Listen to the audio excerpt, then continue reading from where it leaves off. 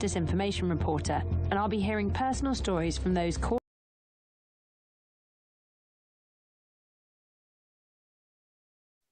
The town meeting will convene at 6:30.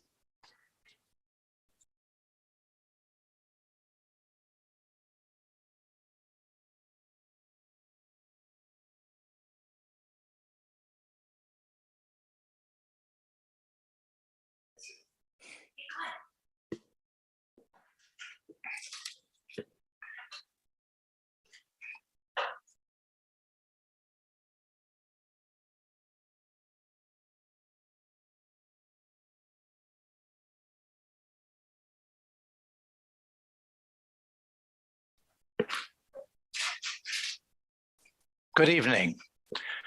As town moderator, I'm glad to call to order a resumption of the 2022 annual meeting of the town of Belmont. We have well more than a quorum. I will begin, as we normally do, with the Pledge of Allegiance to the flag. I pledge allegiance to the flag of the United States of America and to the republic for which it stands, one nation, under God, indivisible, with liberty and justice for all. Thank you. At this point, we test our devices to make sure that they are working. So all of you use your turning point and vote 1, 2, or 3. And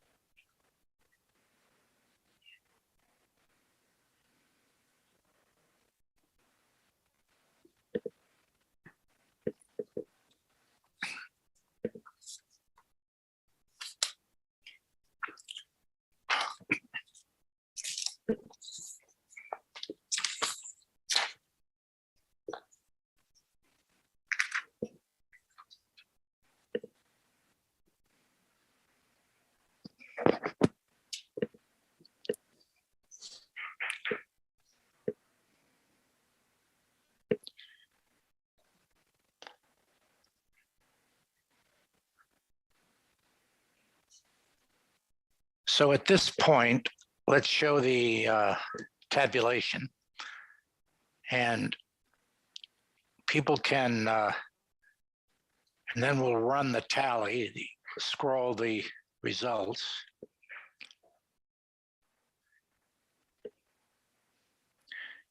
And if you look and see that you have voted according to the tally here, and if for some reason you have voted and it does not show up, then let us know.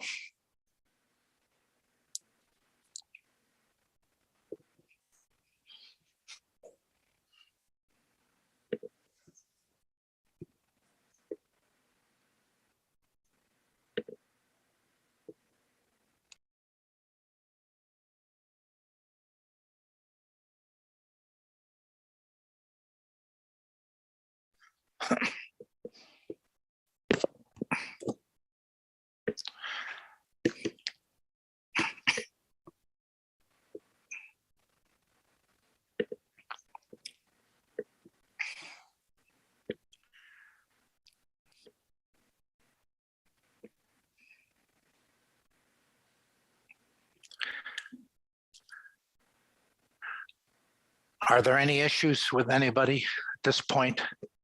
If so, please let us know.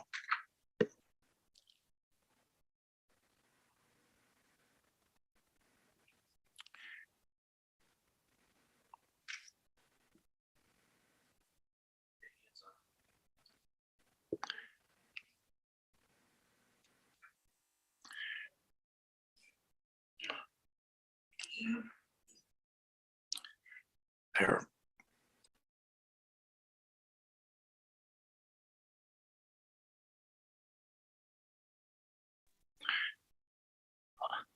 All right, we are taking care of the people who have raised their hands. At this point, we'll proceed.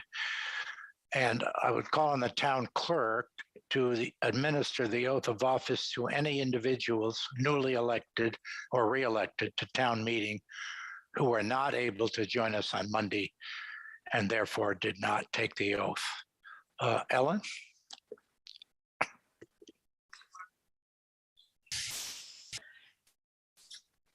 Mr. Moderator, Ellen O'Brien Cushman, the town clerk. Actually, I misspoke. It's there are a bunch of people who have their hands raised, and if you have technology problems, we're going to ask you to call the technology support line. We know that a lot of people maybe not accounted for in the attendance, and I will be going over the procedures just to make sure that people understand what's happening and how you can tell whether your vote has been recorded. So hang in there for a minute, please. Thank you, Mr. Moderator.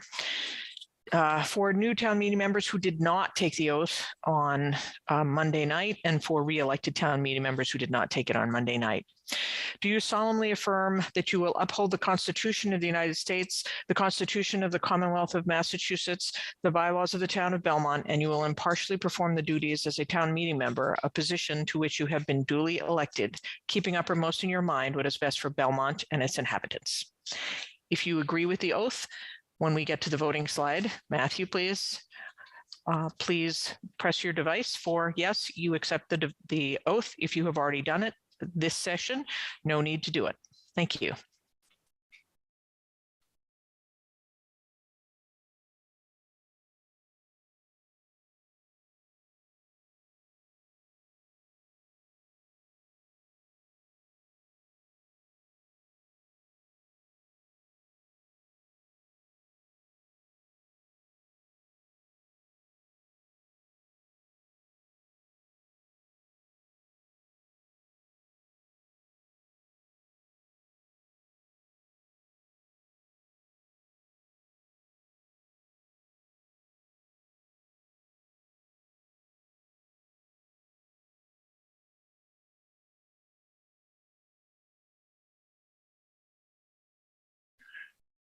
Thank you very much.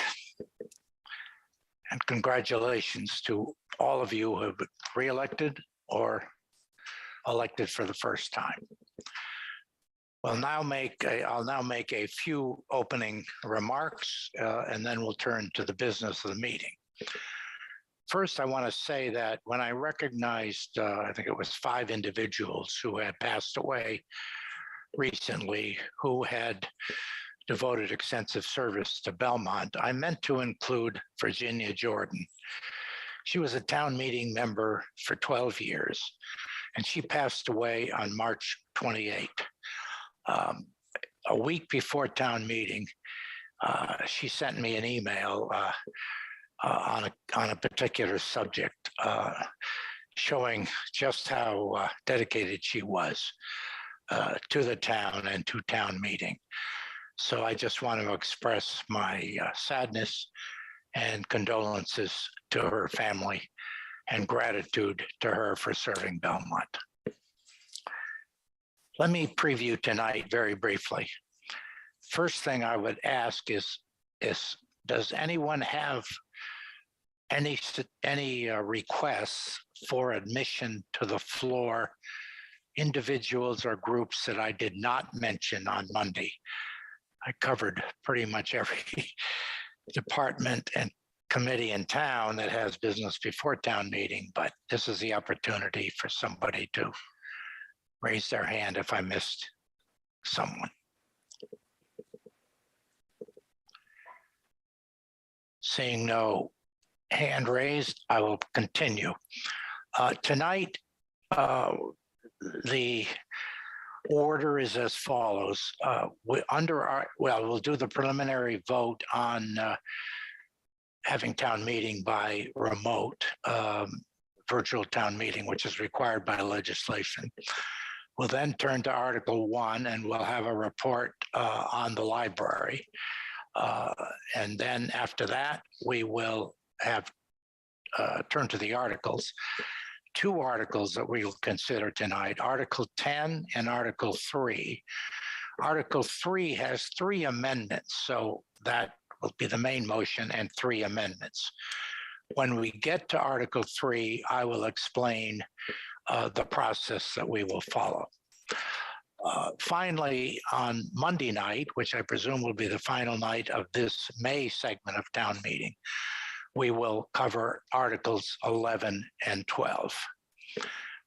I appreciate the fact that we had a courteous and focused discussion at town meeting on Monday, and let's commit to do the same tonight.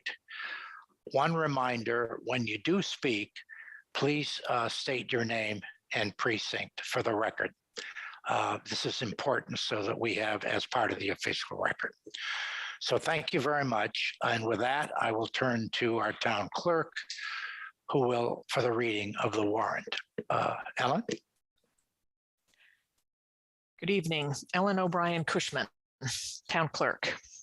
I, Ellen O'Brien Cushman, Town Clerk, do hereby certify that I gave notice of the adjourned session of the annual town meeting held by remote access May 2nd, 2022, by posting an attested copy of the notice of adjournment on the town clerk's official bulletin board in the town hall, to the town website, and at least 5 other places in town, giving notice that the annual town meeting had not been completed and had been adjourned to meet again May 4, 2022 by remote access at 6:30 p.m., briefly stating the business to be acted upon, all in accordance with the Representative Town Meeting Acts of 1926 as amended, and Section 30-110C of the general laws of the town.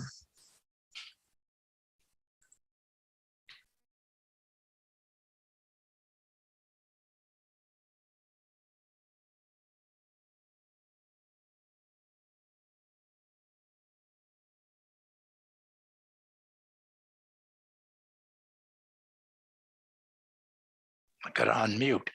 We'll now turn to the preliminary motion. As I mentioned, this is required by the legislation that allows us to have a video meeting. Moved that the town meeting will meet and act on all matters on the warrant for this annual town meeting by means of the video and audio conferencing and voting technologies described in the moderator's March 21, 2022 letter to the select board posted with the warrant. So at this point, we will vote on this preliminary motion. If you support the motion, then vote yes. And if you oppose it or no or abstain. Thank you.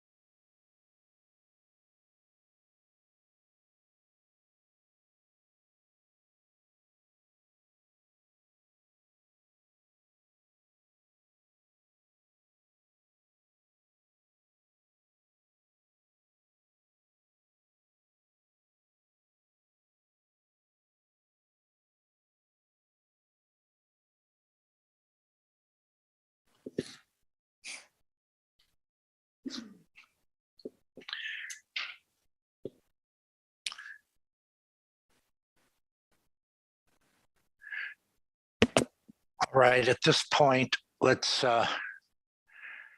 close the polls and see the tally.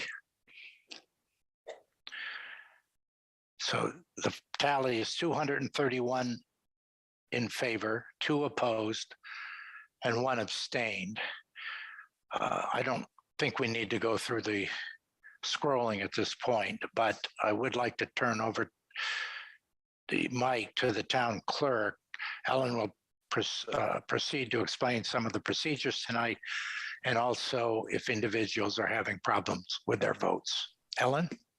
Thank you, Mike. Ellen O'Brien Cushman, Town Clerk again. Good evening and welcome to night 2 of Belmont's annual town meeting. Tonight's remarks are a little bit more focused based on some folks' experiences from Monday. And oh, by the way, may the 4th be with you for all of you Star Wars fans out there. Moderator Mike Widmer has asked me to review a few key points again regarding technology and use for tonight's remote access virtual town meeting, and I ask you to bear with me as I walk you through. There are a couple of changes or advancements. On Monday, some town meeting members neglected to sign into their Turning Point electronic voting accounts, which meant that they were not actually voting in the encrypted secure voting system. You have to add your name and your password in order to be counted. So we'll start there. Last night at 6:38 p.m., I emailed to all town meeting members the Zoom link and information and the Turning Point session ID, as well as a detailed instruction sheet describing how to sign in to your Turning Point account, either on a smartphone or using TT Poll if you're using a desktop. The preferred method is to use your smartphone as if it's a clicker and you're watching television, or a clicker like we use in the auditorium, and a laptop or a desktop computer to watch the Zoom meeting. Some people are getting confused when they're trying to toggle back and forth and they're voting on the Zoom screen, which of course won't work. We hope everyone will follow these directions. So town meeting members, presenters, and some Excuse me, Mr. Moderator, this is Meg Piccioni from the Town Clerk's office. Paul Richter has sent in a point of order into the Q&A. Yes, the point of order is.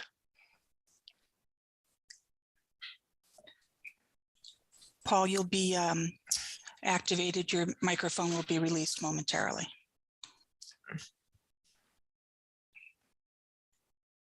Go ahead, Paul. Hello, can you hear me? Yes, I can, Paul. Go ahead. So because you did not scroll through the list of names, I couldn't confirm whether my vote was actually recorded on that first vote. Sure. My vote okay. on the earlier vote, the 3 votes, was not recorded, even though I was showing up as Aqua on the screen. So I'm just trying to make sure that my vote is actually being recorded. Mr. Moderator? Yes, Ellen, thank you. Paul, I'm about to get to that. So I would suggest to the moderator that we do show the roll call so that everyone can be a little bit more content and confident that their votes will count. Let's go back to continue? Well, yes. May I continue first, Mr. Moderator, and describe Yes, what of I'd course. like Go ahead, people to Ellen, be and doing? then we'll do that. Sure. Thank you. So let's see, town meeting members, presenters, and some town employees are the only people in the Zoom webinar. Members of the public are welcome to watch at www.belmontmedia.org or on Community Access Television, which is channel 28 on Verizon and channel 8 on Comcast. This meeting is being televised on Belmont Media. For town meeting members voting at home who are watching the cable television broadcast, there is only a slight delay in what you will see on television from the live event, but your Turning Point account will open at the same time as everyone else's. And we will continue to monitor the delay, but we ask you to vote as soon as the moderator opens voting. Turning Point is the only way to be given attendance credit and to vote routinely tonight. Town meeting members needing technical support during town meeting should call our technology team at the phone numbers I provided last night in my email of May 3rd. We ask all town meeting members to be careful to vote only after the moderator has declared that the polling is open. And then please vote as soon as you can. This is the new information. Check your Turning Point device for the confirmation that your vote has been received. The bubble for your vote choice will be filled.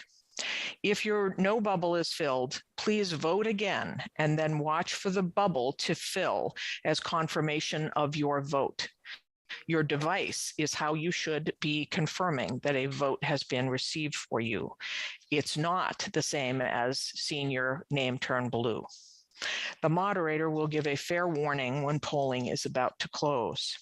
In the event a town meeting member cannot get their Turning Point account to record their vote, that town meeting member should immediately utilize our emergency vote team at the telephone numbers provided to you in my email last night.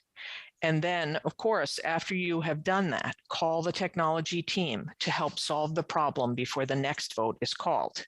Don't let it linger. Town meeting members will not be able to share their video.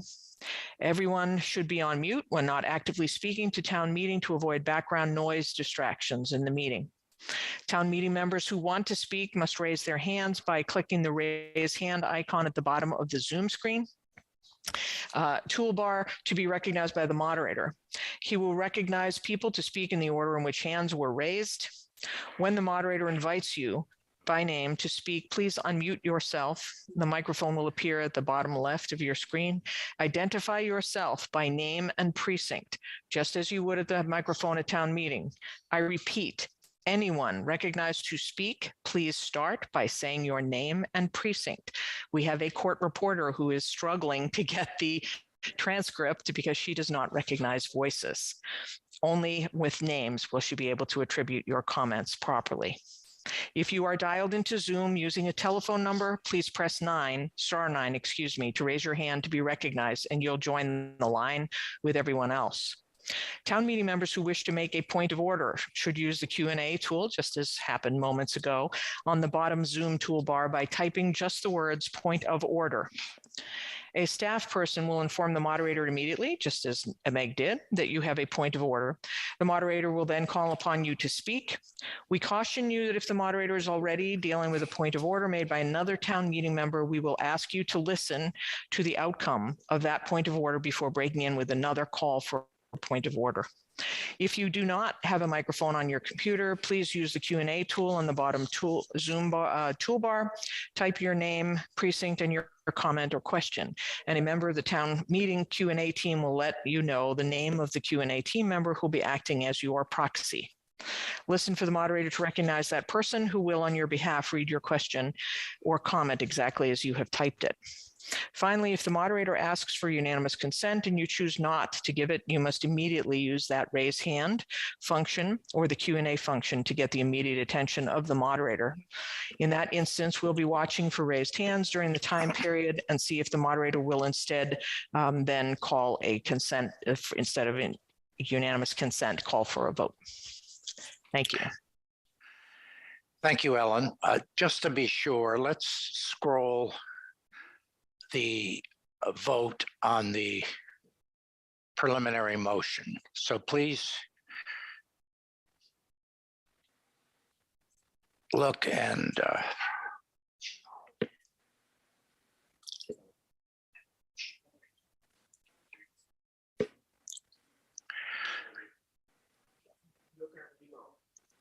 fine. All right. I'm told that in order to be accurate, we need to vote again on the preliminary motion. So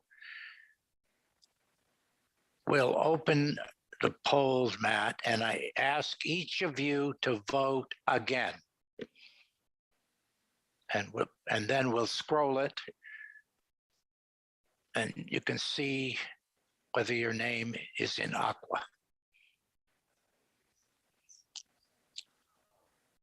Also, as Ellen said, on your turning point,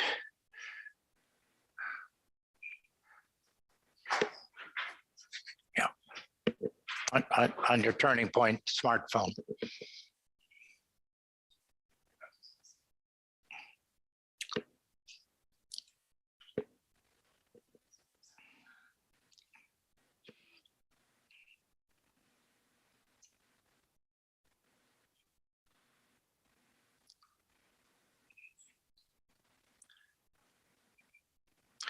We'll scroll through one more time.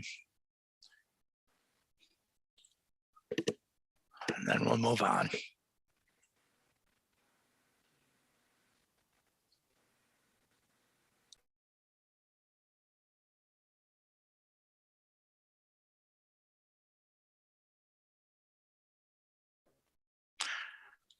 Okay, at this point, let's show the final tabulation. So the final tabulation on the revote, and this will be the official vote, is 243 in favor, 5 opposed, and 1 abstention. So now we'll proceed to the next order of business. Well, all right, go quickly through this. We've taken an undue amount of time, so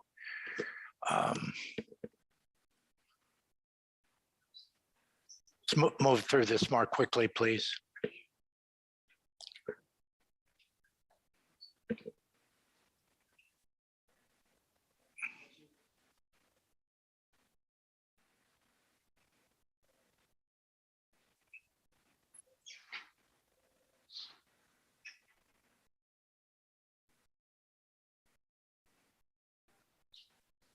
You want to?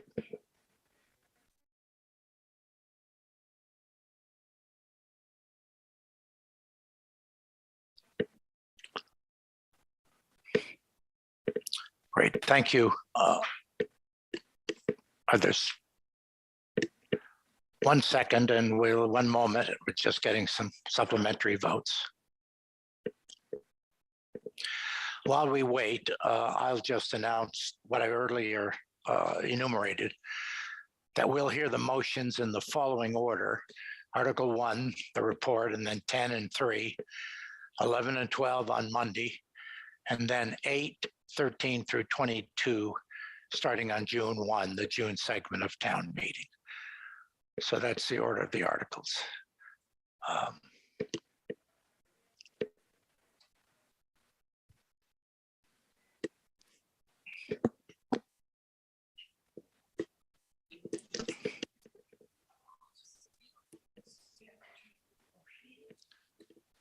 We're just waiting for some supplementary votes, and then we'll move on.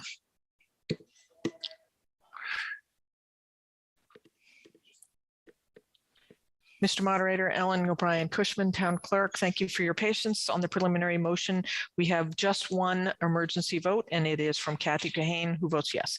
In the future, Mr. Moderator, I ask your permission to aggregate all of the yeses and the nos, and then just to list the names. And of course, when the roll calls are posted tomorrow, people can see them all together. It's just a change of process. Yes, that will help expedite. So by all means, thank you. So now let's move to the next item, reports, and the motion. Move that Article 1 be taken from the table. I'll ask for unanimous consent on this. This is simply to the routine to allow us to hear the reports under Article 1, which tonight is on the library. So seeing no objection, consider we have unanimous consent for Article 1. And at this point then, we'll turn to the report on the Belmont Public Library. Kathy Kahane. Kathy, go ahead. Great, thank you. Good evening. Thank you, Mr. Moderator. Kathy Kahane, Vice Chair of the Library Board of Trustees, also a member of the Library Building Committee. I'm here tonight with Claire Colburn, the Chair of the Library Building Committee, and we'll touch briefly on the current state of the building, current state of the project, and outline some of the activities that you'll see in the forthcoming weeks and months as we move towards a potential debt exclusion vote in the fall. The image you see here in front is the image of the new library design. As folks know, we completed the schematic design in late 2019 into 2020. All of the images for the fabulous new library are on the website. Encourage folks, if they haven't seen them, to go to the website and review them, all the artifacts from that design, and also a good opportunity for folks to refamiliarize themselves with all the components of the design and the impact that it will make for our community. On the next page, I'll touch briefly Thank you. Because we have so many new town meeting members, I just want to talk a little bit about the timeline that we've had for this project. The building we have was built in 1965. Discussions about the library needs and the future started back in 1999. There was a feasibility study in 2001, another one in 2005, and the last one, which concluded in 2017. Different alternatives were considered for the library, whether it's renovation, renovation addition, or a new building. And the overwhelming recommendation was a new building would best meet the needs of the community and also be the most fiscally responsible. Where we are today is actively fundraising. The Belmont Library Foundation takes that task on, and we'll give you an update on that. Also ensuring that we're keeping this project in front of the community, sharing with you the changes and considerations with the costs, and Claire will speak to that. On the next page, I think one thing that we talk a lot about is that about just what the incredible usage we have of the library programs throughout the community, strong use and from all age groups. But the bottom line is the building is failing. So we wanted to share a few images with you tonight, and I'd ask Belmont Media to, if they could run the video, please. In the summer of 2021, just recently, we had lots of rain. I put big yellow rain boots on and went out to try to repair a damage that was done to the catch basin. I saw air bubbles coming up along the walls because the water table had overflowed. Our foundation is so old and so brittle that the water goes right through the foundation.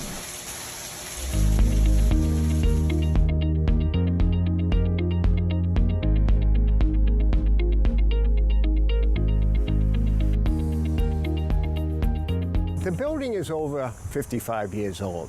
Most of the systems are antiquated. The HVAC system provides inadequate cooling and heating. We have two options from 1965, summer and winter. So this is what the air conditioning system on the roof looks like. These are the units we have to service that are decades old and past their useful life. The fire alarm and fire protection system is antiquated. The emergency generator is no longer operational. The elevator is too small.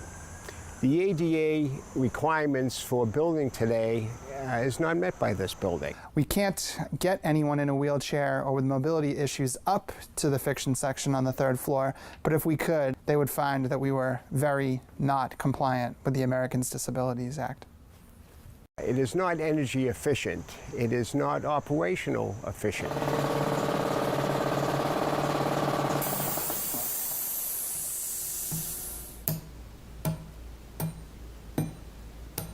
The roof leaks.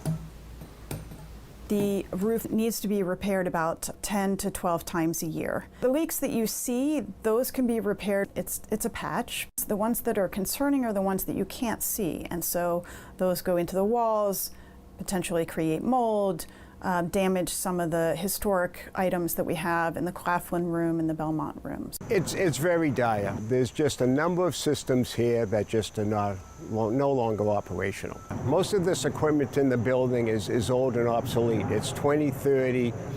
Some of it's original. You cannot buy parts for it. This is the original electrical system from 1965. It's not something we can fix very quickly because we don't have access to these parts.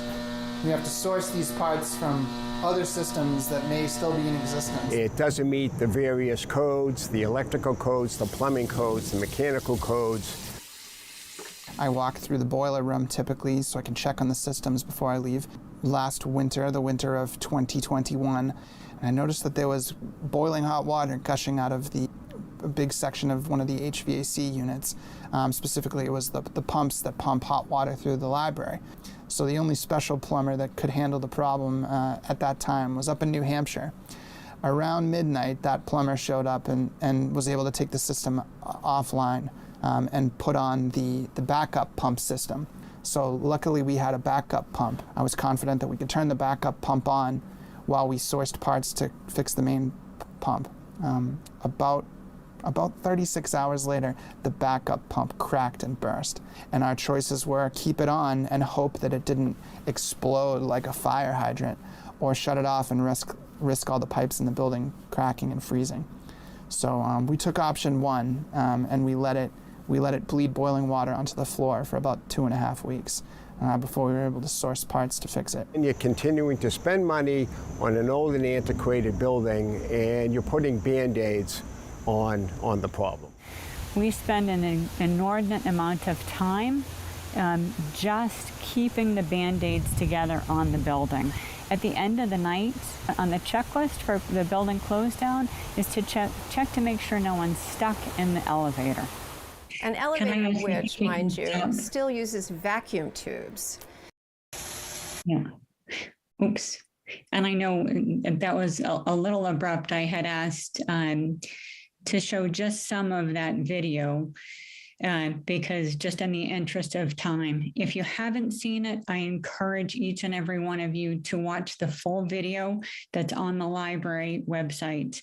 And for those of you that have seen the video, which we made last fall, I can assure you that none of the conditions have changed at all. In fact, we continue to have building system failures. And to the point made in the video, we're spending good money to repair a building that we urgently need to replace. Next slide, please. In spite of the condition of the library, I've had the good fortune of sharing some of this detail with you in the past. We have incredible usage. 2/3 of the community not only uses the library services, but relies on it. Not everyone has a computer at home. Not everyone has access to printing. The services that we have are a real lifesaver. We again are the 10th best circulating library in the state of Massachusetts. Just a phenomenal achievement for what we can produce and demonstration of how people use the library. Someone said to me, it's not so much a community service as it is a human service. So important that we continue to move forward for the building replacement. I touched on some of these bullets on the bottom in terms of the challenges. Claire will speak about the cost considerations. I'll flag just that the Mass Board of Library Commissioners has published guidance on the impact of the pandemic on library design. And the good news is that most of what they're recommending, we already anticipated in the new design. But again, that document is on the website and encourage folks to visit it there. With that, I'll turn it over to Claire to talk more about the building project and where we are with that. Next, please, Claire Colburn, Town Meeting Member Precinct 3 and Chair of the Library Building Committee. So due to a number of reasons, mostly because our cost estimate, as Kathy mentioned, for schematic design was from January of 2020, we felt that it was imperative that we update our estimates so that we have a vetted number for the project cost. So we had both our design team estimator as well as the owner's project manager's estimator revise their estimates line by line and then come together and reconcile those. So that cost has increased. It has increased to $39.875 million. And I'll go through a few of the reasons why it increased over that time period. The first and foremost reason is COVID. Construction costs have increased at an unprecedented rate.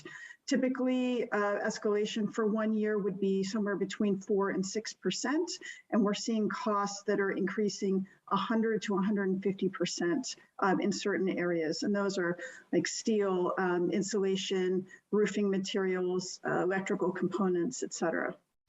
The second reason that the cost went up is because we know from today, from our experience being virtual, we know from the MBLC's recommendation that moving forward, we're going to have hybrid collaboration. We're going to be in this mode because it gives access to people from all over the world to join and collaborate with folks. So we increased our technology budget so that it was more robust to be able to handle some of these features. And then the last reason it increased is because we wanted to make sure that this number was sound. And there's so much market volatility out there that's unknown. Could be fuel prices, could be more COVID-related issues, that we decided to add an additional 2% contingency above all the other typical contingencies that you see on a project, just to account for market volatility that was unknown, so that we would have a project cost that we feel confident with. Next, please. So there are many more forums and ways that we can discuss some of this information. This is a very truncated kind of snapshot of where we are, but we invite you to go to the public library website. There's a library building project tab on that page that'll give you all the information from schematic design documents, FAQs, the feasibility studies that Kathy mentioned, as well as the link to the rest of that video. We'll also be having a booth at Town Day on May 21st.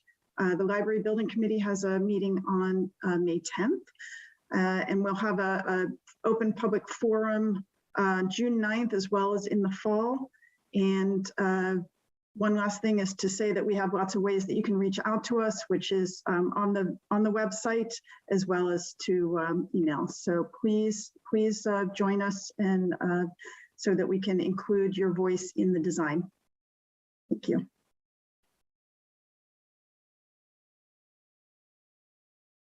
Sorry, I needed to unmute myself.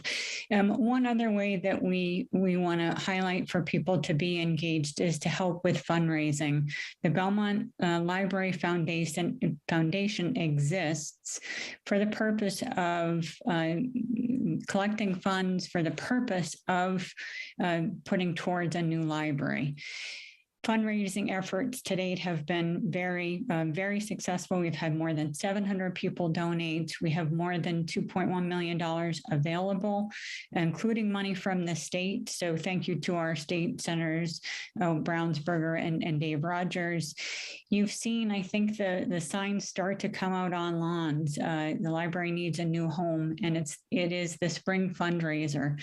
The trustees have worked with the BLF to identify ways where people can make a pledge for the project, which is conditional on a positive vote.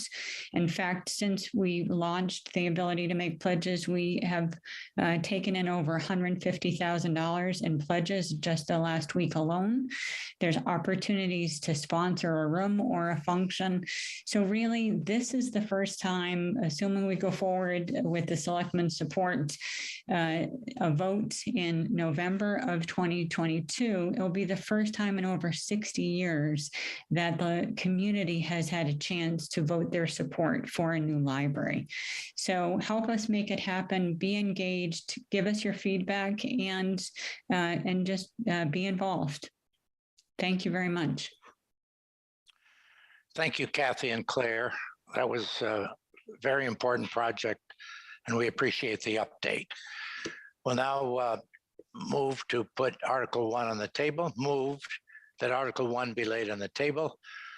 I'll accept unanimous consent. This is the routine motion that just ends the Article 1. We have unanimous consent. Thank you very much. We now turn to Article 10, and I introduce Mark Palolo, the Select Board Chair, to read the motion. Mr. Palolo. Thank you, Mr. Moderator. Good evening to you and to everyone else here at town meeting. Mark Palillo, Chair of the Select Board, Town Meeting Member at Large. Article 10, Special Act relating to the retirement classification of certain employees of the Town of Belmont. Moved that the town vote to authorize the Select Board to petition the General Court to permit the Belmont Retirement Board to retain the current classification of public safety communications employees as set forth under Article 10 of the warrant for this town meeting, with the addition of the phrase supervisor and operations manager after the phrase public safety communications dispatchers in section 1, and to authorize the Select Board to approve amendments to the bill before enactment by the General Court to advance the general public objectives of this petition. The vote of the Select Board, Mr. Palillo? Mr. Moderator, the Select Board unanimously recommends favorable action. And then the vote of the Warrant Committee? Mr. Moderator, Jeff Lubian, Chair of the Warrant Committee. The Warrant Committee unanimously votes favorable action.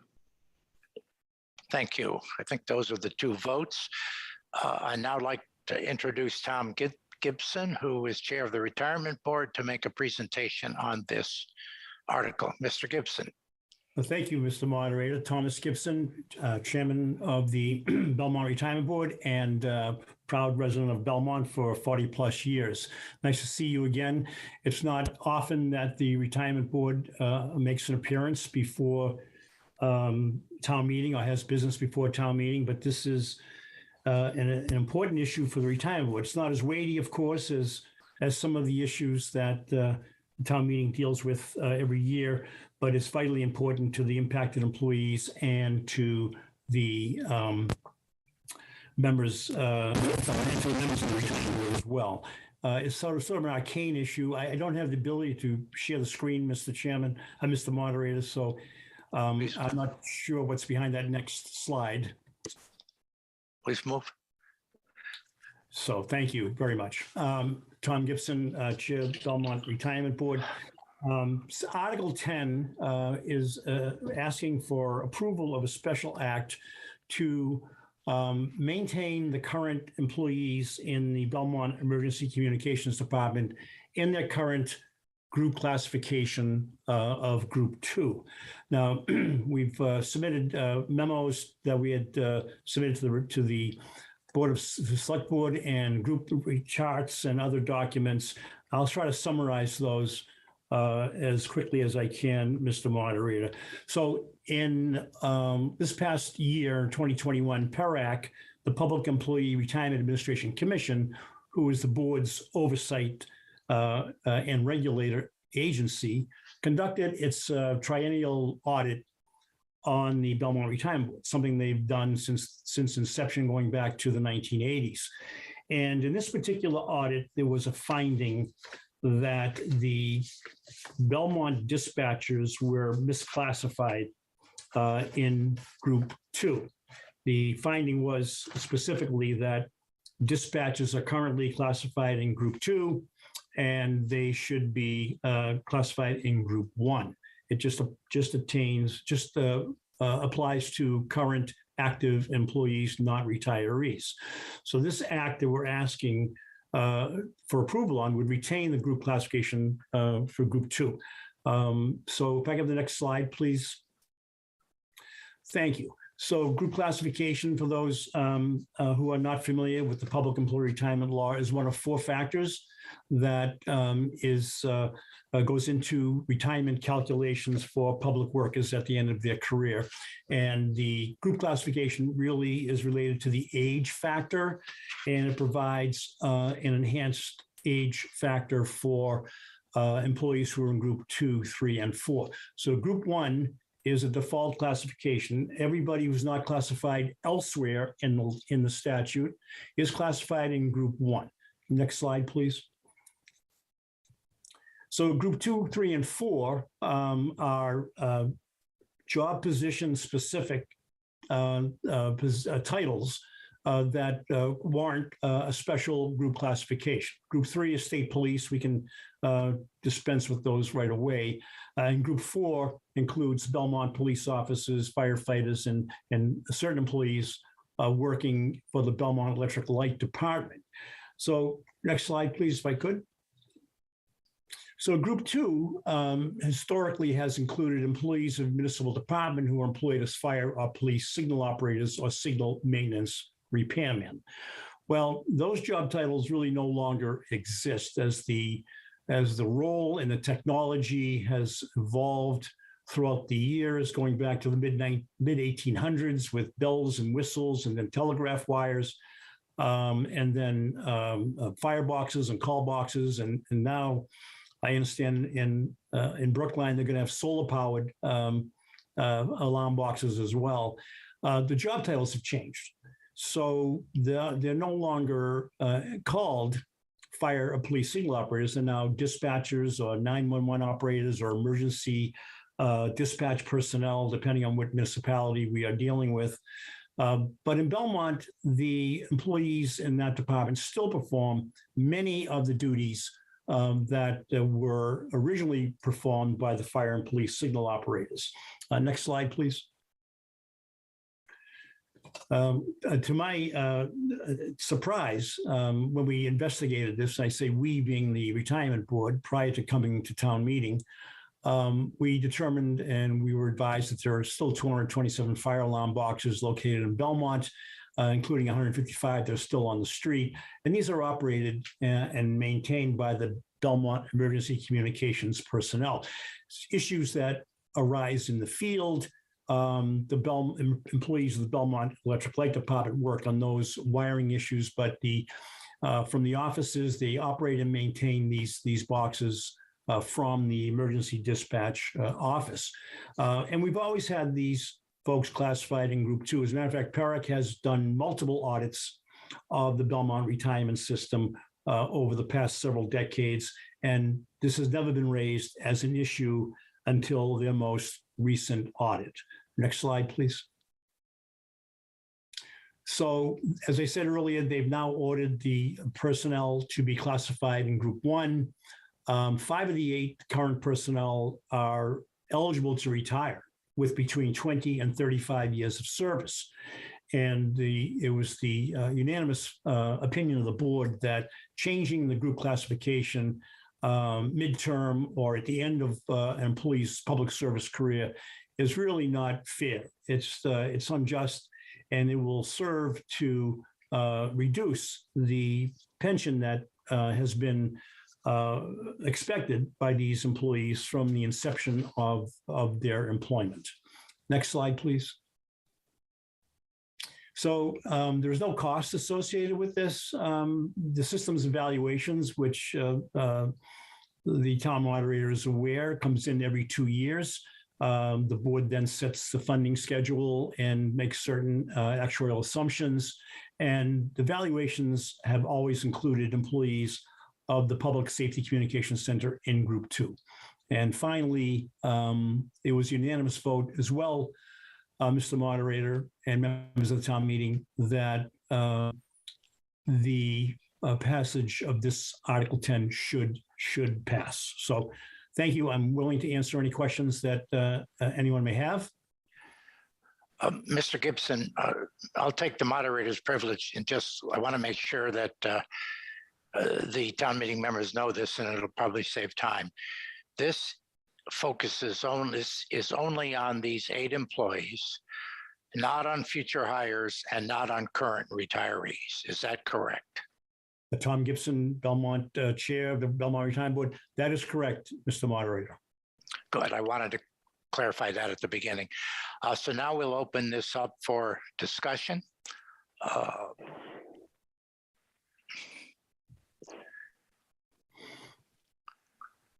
Ellen? Mr. Moderator, Mark Polillo has his hand raised as the first, and then after Mark, we have Barry Gaiman and Jack Weiss. There's a total of just the 3. Right, thank you.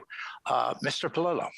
Thank you, Mr. Moderator. Mark Polillo, Chair of the Select Board, Town Meeting Member at Large. I also want to thank Tom for this presentation, and he has met with the board. He's provided a memo to the board, and thank you for that clarification as well, Mr. Moderator. I was going to make the same clarification. That is, the retirees, we can't unretire them. So they retired under Group 2, and this any new hires would be classified under Group 1. This only applies to the 8 current employees more than half of which are close to retirement. So the select board feels very strongly that this is pulling the rug out from under those folks that currently work for us, work really hard and do a great job.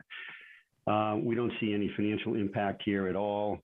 And we believe that we should move forward with this special act in support of keeping these 8 employees only 8 in group 2. And anytime if we hire a new one, it'll be into group 1. Thank you, Mr. Moderator. Thank you. Barry Gaiman. Barry Gaiman, Precinct 5.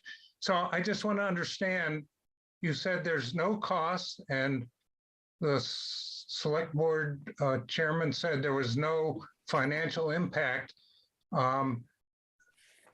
The people who are going to retire will get additional benefits. I'm just curious, who's paying for that? Mr. Gibson. Thank you. Well, I would not refer to it.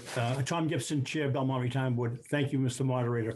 I would not refer to this as additional benefits. These are the benefits that have been allocated and designated for these particular employees since they commenced their employment in the town of Belmont. And as far as paying for it, I would just submit that employees make contributions towards their retirement allowance, as does the town. Those are our only 2 sources of income from any external source, and then those assets are then invested. Right now, almost 50% of the assets that we have in the Belmont retirement system are a result of our investment earnings. So those are our 3 sources of revenue. Mr. Gaiman, did you have a follow-up, or is that sufficient? I don't think my question was answered. And I'm all in favor of these employees getting what they deserve, but is the town going to pay more money? Because they're getting enhanced benefits. Either they're getting their 80% sooner. So I just wanted the question answered. Does this, if they were left in group 1 and now they're going to be classified in group 2, is the town paying more money or somebody else paying more money? Let me talk, the head of the Warrant Committee, Jeff, would you like to take a crack at this?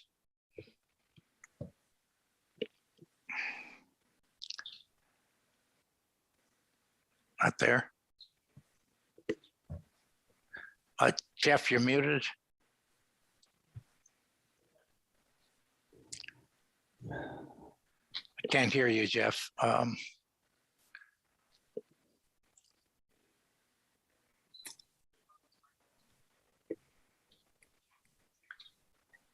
Pardon? Mr. Moderator, may I? It's Ellen O'Brien Cushman. Yes, please. Jeff, you need to check your microphone. We have enabled you to speak up. There we go. Now your microphone seems to be working, and now you are muted. So.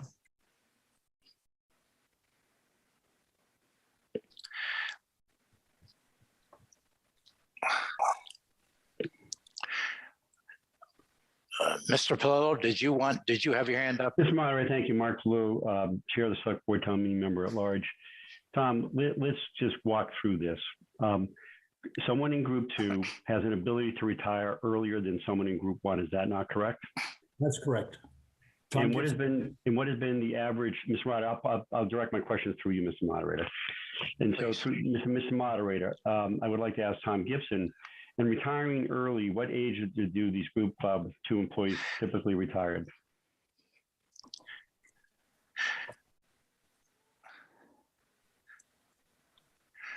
Mr. Gibson, I think. Okay.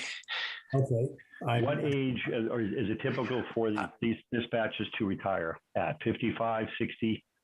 Tom Gibson, the town Belmont chairman of the retirement board. An employee, a public employee, is entitled to retire at age 55 with 10 years of service, or at any time with 20 years of service. So let me answer this question in this way. So if someone retires at 55, the town will then look to see whether we hire another individual to replace this individual at a lower pay scale, likely, that will now be classified in Group 1. The benefit that Group 2 provides, as I understand it, is that these individuals, along with police and fire, can retire earlier at 55. They retire, they receive 80% of their benefits. They retire, they move on. If we do replace them, that new employee will be in Group 1. So I don't see any additional costs. In fact, perhaps there's savings because we're replacing an individual as a dispatcher that might be at a higher grade or a higher pay scale with someone at a lower pay scale. Thank you. Mr. Moderator, I apologize. I had technical difficulties. Yes. I wasn't sure. Yes, go ahead, Mr. Levine. Jeff Fluvian, Chair of the Warrant Committee. One of the comments, and if this is already said, well, I had technical difficulties, I apologize, is that these 8 have already been part of Group 2. So their pension costs have been included in the annual and the long-term pension calculation. So there would be no additional cost to the pension with maintaining their status in Group 2. And then to Chair Select Board Pallot's comments that the new employees that would be in Group 1 would bring in a potentially lower cost, but that's really difficult to measure, knowing what their retirement schedule would be. But they would be at a more longer schedule, and therefore should be at a lower cost, but that amount would be difficult to determine. Thank you. Great. Thank you, Mr. Lubin. We'll now move on. Jack Weiss. Jack Weiss, Precinct 1. This is the topic that I wanted to raise or address. I struggle personally with the notion of a retirement system where somebody can retire after 20 years and then they get benefits for 30 or 40, depending on what age they were. And I do think there's a logical inconsistency in the comment that, oh, gee, if we make this change, we'll be taking money away from the employees, and at the same time, there's no added cost to the town. That's just not correct. There may be no added cost over what we were projecting retirement cost to the town to be under the current system. But there clearly is an opportunity cost. If we make this change, it will save the town retirement money going forward. That said, as a member of the Warrant Committee, I was part of the unanimous approval. I do think that we are only talking about a handful of employees here. I might feel differently if this were 80 employees or 800 employees, not 8. So I think 8 employees who are near the end of their working careers, who have made personal plans around these retirement benefits being available, we should honor that. But I think we should also be mindful that there is a cost. I don't know how large it is. I would submit that it's relatively negligible, but there is a direct cost to the town that equals whatever the additional benefit we are providing to the employees by not making the change. Thank you. Thank you, Jack. Ellen? Mr. Moderator, Ellen O'Brien Cushman, the town clerk. There are 2 hands raised. First, Michael McNamara. Second, Vincent Stanton. Thank you. Mr. McNamara. Michael McNamara, town meeting member, Precinct 7. Can you hear me? Yes. Yeah, so I just wanted to say, I think it's important that we look at it slightly differently. For years, our town probably had all these people, especially these 8 people, in Category 2. And Category 2 is where we had them. That's where they expected to retire. They expected to be in that category. And through an unfortunate, it sounds like, twist of legalese, they got demoted to the first group. And it sounds like what we're doing is we're essentially honoring the original contract we signed with them, that they would be in Group 2 and stay in Group 2. So it sounds like what we're doing is we're keeping them from being stiffed. Because if they were in Group 2, they're in Group 2 for years and years and years, and all of a sudden they're no longer in Group 2, and their benefits are being cut because essentially they're no longer in the group that they've been in for the last 10 years and they're getting a skimpier benefit or retiring later. I feel like the point that is being raised here is they were guaranteed, they were given a promise like, okay, this is the group you'll be in. And then all of a sudden the rug was pulled out from under them. And we are honoring the original commitment and not stiffing our employees. And I think if we're trying to hire people in the future, it's important that they know we got their back. That's all. Thank you. Thank you. Vincent Stanton. Thank you, Mr. Moderator. Vincent Stanton, Town Meeting Member, Precinct 3. I'm going to support this. I think the fairness argument, as explained by Mr. Gibson and then echoed by others, is compelling.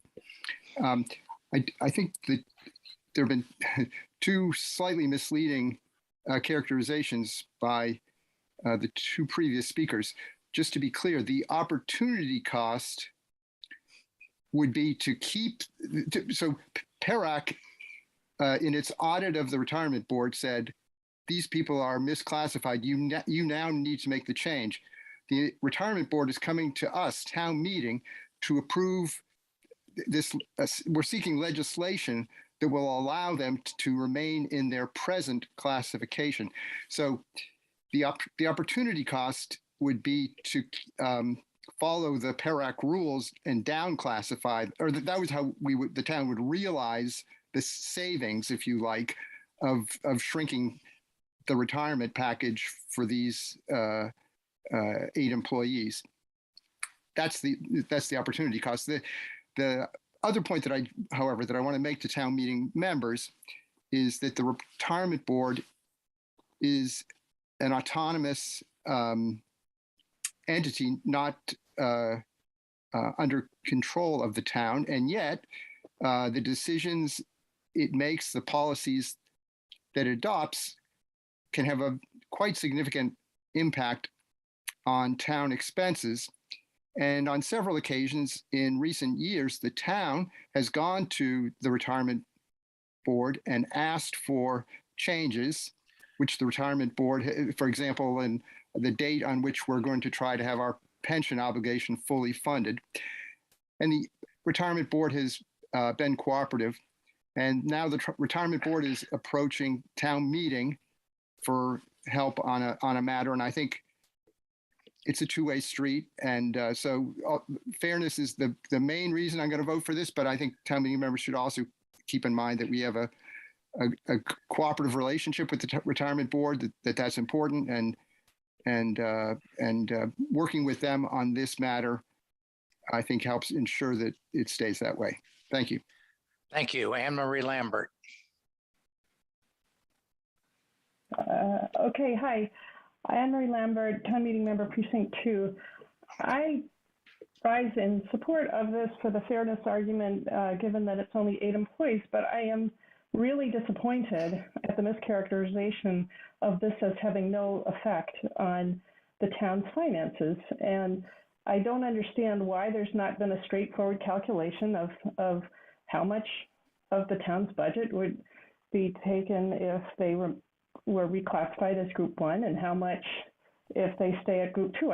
It's easy to understand that there's no change in what was previously planned, but surely there is some estimate that could be made of how much we're talking about. We're left to guess and speculate that 8 is a small number, so the number of dollars of them retiring earlier than they would otherwise is a manageable amount that's worth the fairness argument. It really undermines just my faith in, to a small degree, in the retirement board and the board of selectmen to be disingenuous about this having no financial impact either way. It has to come from somewhere, and it comes, sure, from the contributions from employees in the town and the investment earnings. And we're being approached because one of those sources is under our jurisdiction. And so I would appreciate in the future if there were a more straightforward, balanced presentation made on issues that are like this. Thank you. Thank you. Mr. Lubian has raised his hand. Jeff? Thank you, Mr. Chairman. Jeff Lubian, Chair of the Warrant Committee, or Mr. Moderator. In my technical issue, I did forget to mention that there was discussion that my colleague Jack Weiss brought up about an opportunity cost that did come up. As to Jack's point, that the Warrant Committee felt that that number was, we did not have that number at the time that we deliberated, and felt that that was probably a small enough number that the right thing to do based on other comments was to grandfather these employees in. It was asked, and I know Tom had his hand up, was asked by myself and others to see if a number could be produced for that opportunity cost. We did not receive that, and I will defer to Tom if that number has actually been determined or if it's still, if there's any options to share that tonight. So thank you, Mr. Moderator. Thank you, Mr. Gibson. Thank you, Mr. Moderator. Tom Gibson, Belmont Retirement Board Chair. Yes, Mr. Lubian did contact me and raise that issue. It's important to understand that the funding of the public pension plan, the funding schedule now that was set following the January 1st, 2020 valuation, fully funds the retirement system by fiscal year 2031, as Mr. Stanton had noted. The board had increased it. Those payments, there's a schedule of those payments, and they increase 4.45% per year through fiscal 2030, and in fiscal 2031, it goes up 1.89%. So these are the funding. Mr. Gibson, I think the question, I think we're getting a little off topic here. The question was raised as to the delta between, and I don't know, and what Mr. Lubian asked, and I think the town meeting members are asking, is whether you were able to calculate that delta. Yes, yeah, Tom Gibson, Belmont Retirement Board Chair. Yes, Mr. Meyer, I'm getting to that point right now. So as of January 1st, 2020, the actuarial evaluation showed the actuarial accrued liability was $200,829,546. If these 8 employees group classifications change to group 1, the actuarial accrued liability will be set at $200,670,123, a decrease of $159,423. It's a decrease of less than 0.1% over the next 8 years that the funding schedule is in place. So these numbers just came in from the actuary, Siegel, and I apologize for not having provided them beforehand. Certainly can give this to Mr. Lubian in a more firm form when they do come in. So that is Thank you, Mr. Gibson. Let's move on. I think you answered the question. Ellen? Mr. Moderator, Ellen O'Brien Cushman, the town clerk. At this time, there are 5 people in line. The first 3 are Ada Baptista, Julie Crockett, and Bill Anderson. Mr. Baptista, you're next. Hello, Ada Baptista, town meeting, precinct 3. Mr. Moderator, I ask you to move the question. Mr. Baptista has moved the question. Is there a second? There are, there is, yes, there are seconds. As Ellen just reported, there were 3 more people in line, 3 new people, and Barry Gaiman was asking to speak twice. So now let's turn to a vote on terminating debate. This takes 2/3, as you know, and let's open the polling.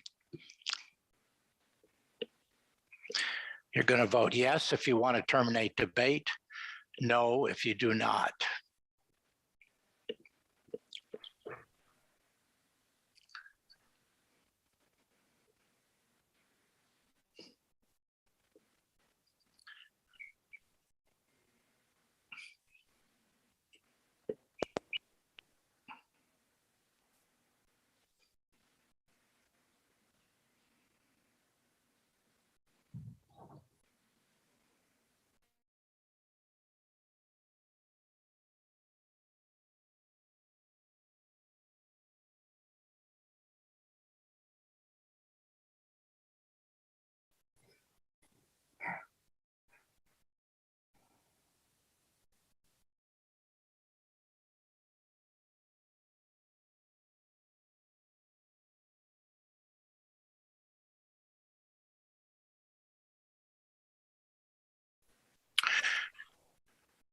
we wait for Belmont Media so that we can include votes for people who are watching media rather than their computers.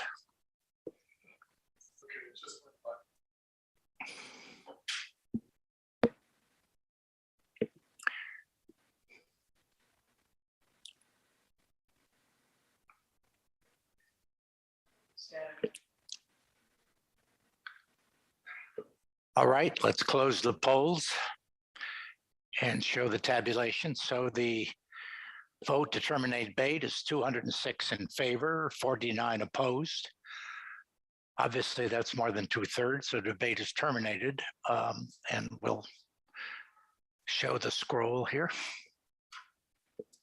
or we'll scroll the results.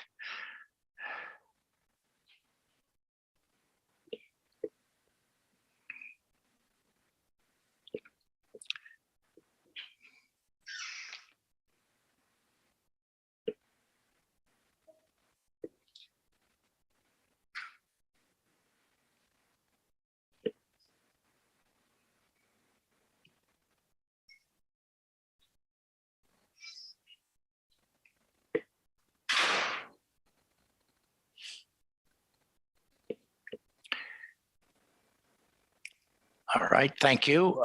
Ellen, emergency vote? Yes, Mr. Moderator, Ellen O'Brien Cushman, there's exactly one emergency vote. We are significantly down from Monday night. This one is on Article 10, Suzanne Bloor, Precinct 5 votes no on termination. So the final tabulation, 206 in favor, 50 opposed. Debate is terminated. We now go immediately to the vote on the motion itself.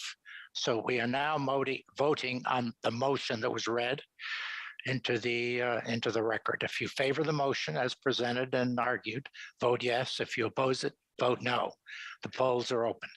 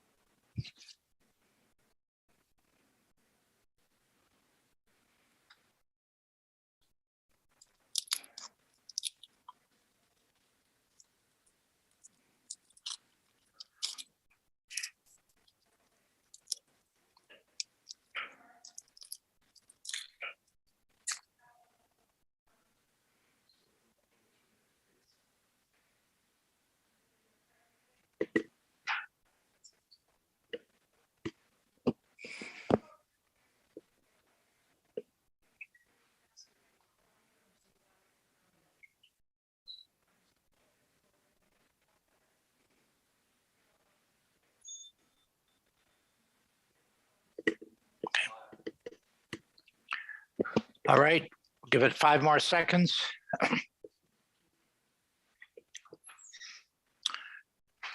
All right, let's close the polls and show the tally. So the vote is 246 in favor, 6 opposed, and 5 abstention. Ellen? And Mr. Moderator, Ellen O'Brien Cushman, Town Clerk, as predicted, Article 10, Suzanne Bloor is the only vote, emergency vote, Precinct 5, yes. So that would make 247 in the affirmative. And we'll scroll through this.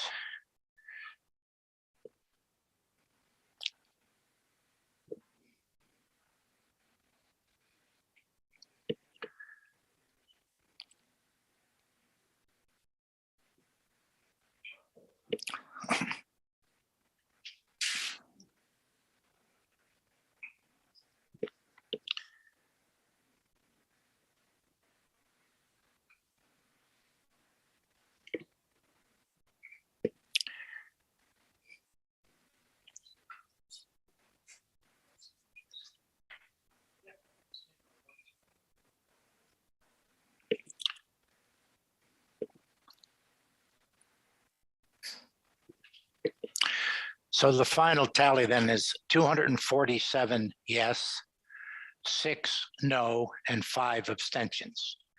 So thank you very much.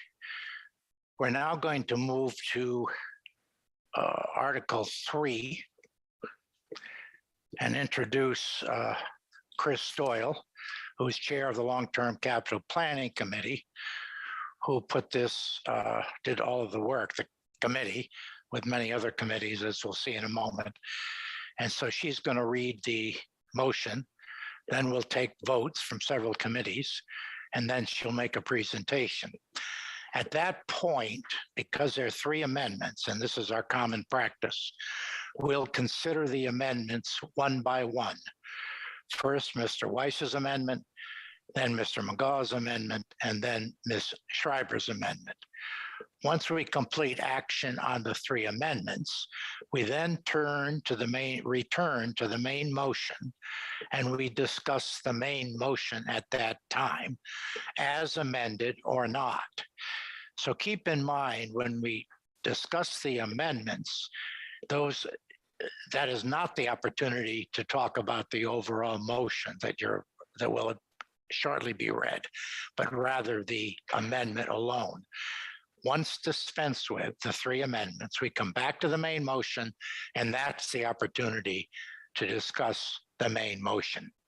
So with that, I will introduce Chris Doyle to read the motion.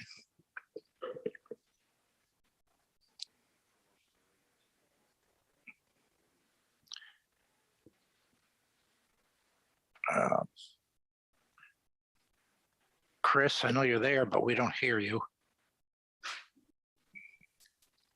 Can you hear me now? Yes. Okay.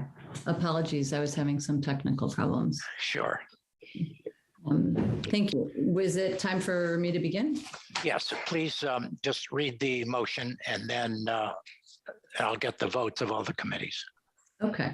Moved that the town vote to amend Section 40-405 of the town's general bylaws titled Capital Budget Committee Bylaw as printed in the warrant for this town meeting.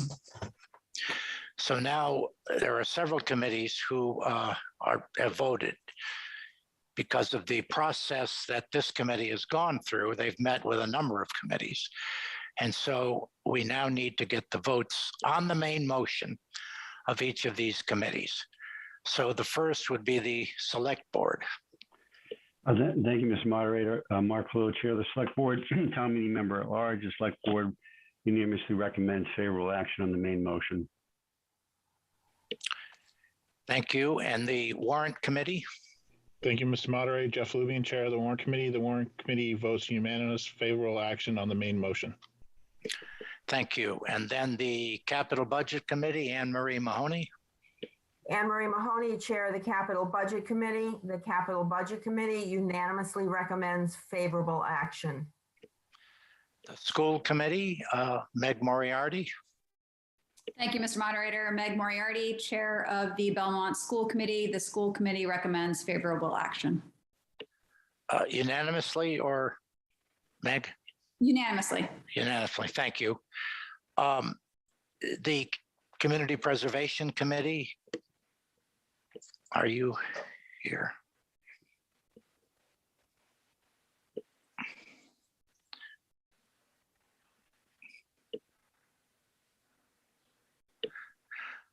Mike, I don't know if Elizabeth Dion is there. All right. I do know So that she reported to me that they recommended favorable action unanimously. She's actually raised her hand. Okay. Elizabeth Dion. Yes, I'm here. Elizabeth Dion, Chair of the Community Preservation Committee, Town Meeting Member Precinct 2. The Community Preservation Committee unanimously recommends favorable action on the main motion.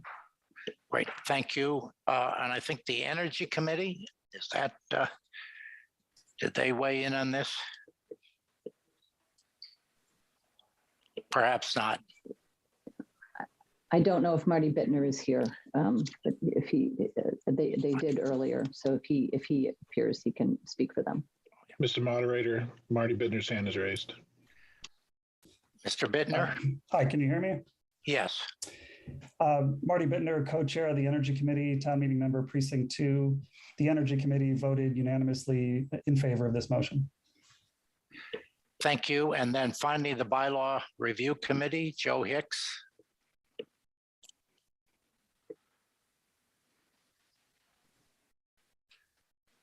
I know Joe is here because we communicated before the meeting.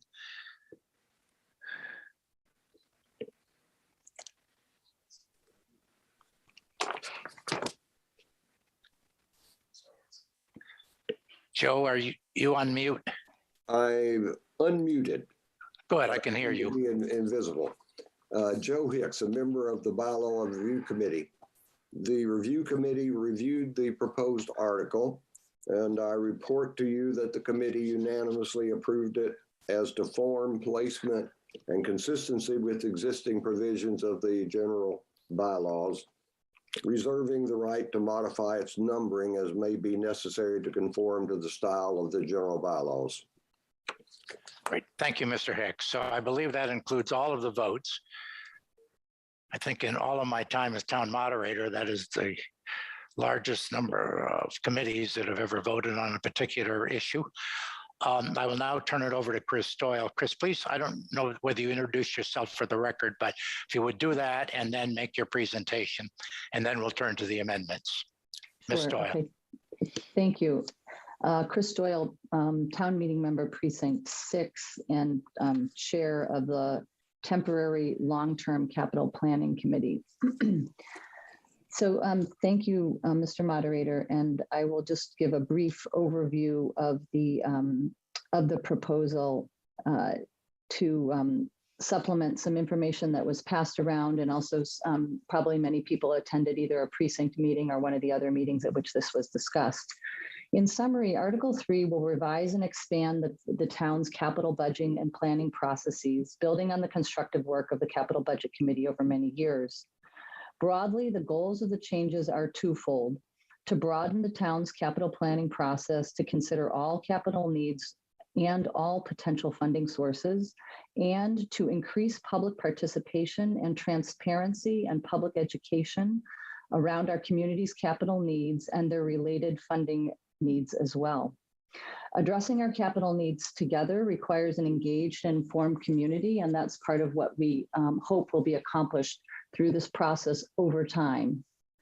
In the next slide.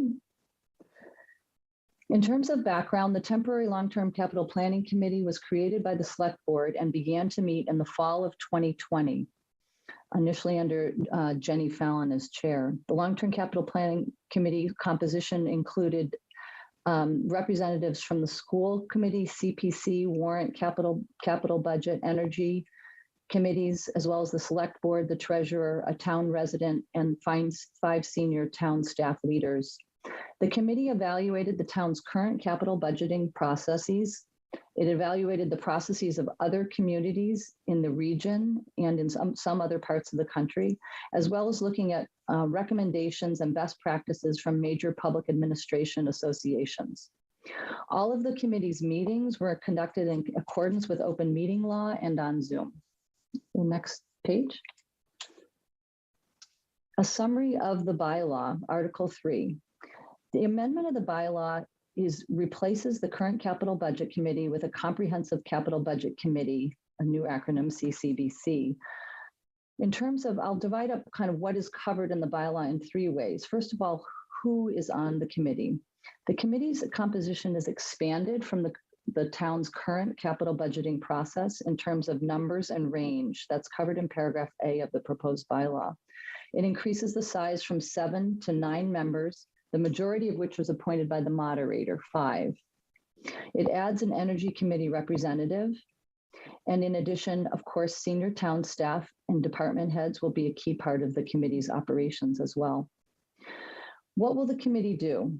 The committee's mandate is expanded beyond the mandate that the Capital Budget Committee has. It will produce a long-term capital improvement plan. This is addressed in paragraphs B and C in the bylaw, for addressing the full range of capital needs in the town. It will produce 3 views that this plan over time. One will be the 1-year capital budget, That is what comes to town meeting for appropriation each year in terms of funds that get appropriated. It will create an enhanced 5-year view with additional project detail and funding proposals for that 5-year view. Of course, funds cannot be appropriated for a 5-year view, but it will have additional detail in the 5-year view. And it will also add a 30-year plan. The 30-year plan will show cyclical necessary capital investments over town, and that the committee will step into that 30-year obligation in 2 years. So the first 30-year plan would be produced 2 years from now. And in its first year of inception, the committee would produce the 1- and 5-year views. Can change the slide. How will the committee do its work? First thing is that the committee will work within the guidelines of the town's comprehensive financial policies that were adopted in fall of 2021. This is addressed explicitly in paragraph D of the bylaw. The new committee should be informed by and work in accordance with other governing plans of the town, apart from and beyond the comprehensive financial policies. That's also specified in paragraph D of the bylaw.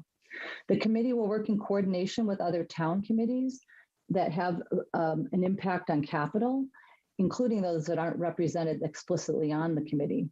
Examples would include at least the Community Preservation Committee, the Planning Board, the Vision 21 Implementation Committee, the Capital Endowment Committee, and others. The new committee will be joined by senior town staff, as I mentioned, the town treasurer as well, and department heads at appropriate times. The coordination and support of town staff will be key to the committee's success. Change the slide.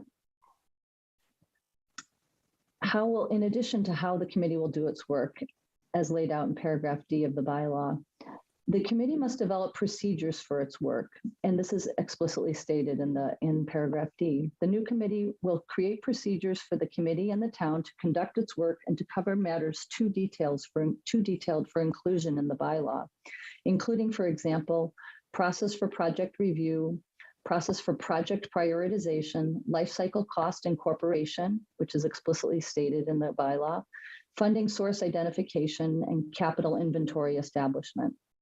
Procedures should also include the type of analyses that will be conducted and completed by the town staff and the committee in support of the long-term capital improvement plan. These procedures will be developed in public meetings of the new committee in accordance with open meeting law and should be revisited by the committee periodically to account for changes in technology, circumstance, and public review.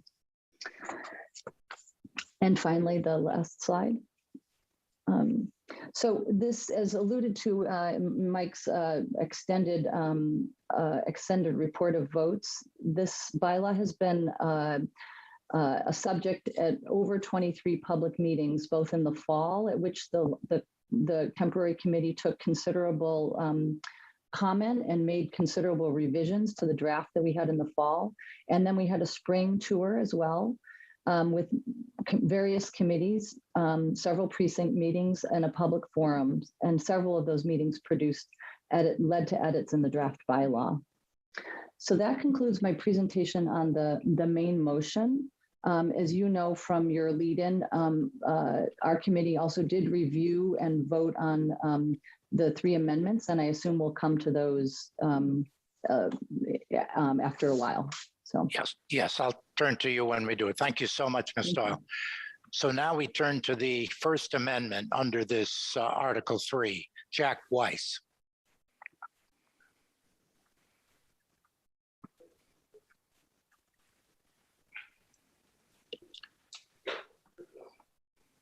You there, Jack?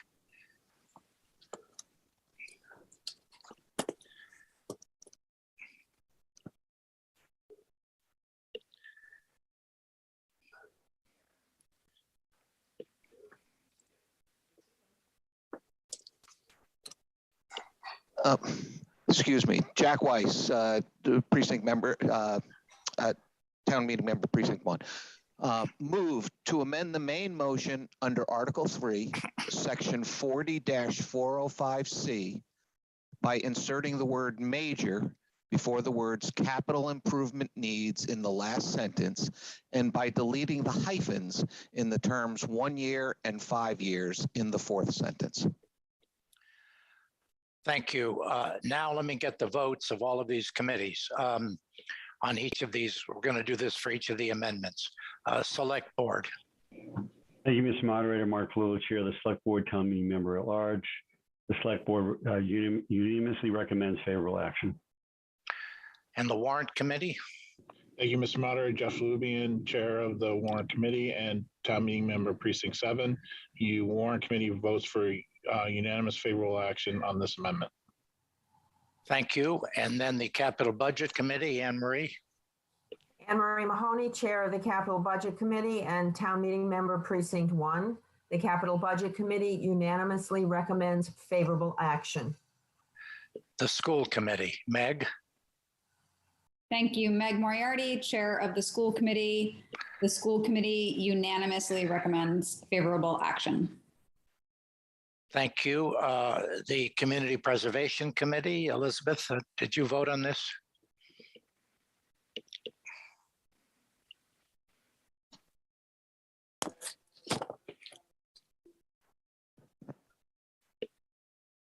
You there, Elizabeth? Mike, I believe that the CPC and the Energy Committee did not vote on any of the three amendments. On the amendments. Okay, so we'll go over them. Sorry about that. I keep getting demoted as a panelist. Elizabeth Dion, Chair of the Community Preservation Committee, Town Meeting Member Precinct 2. We did not vote on any of the amendments in their current form. So those are very irrelevant. Thank you. The Bylaw Review Committee, Joe Hicks. Joe Hicks, member of the Bylaw Review Committee.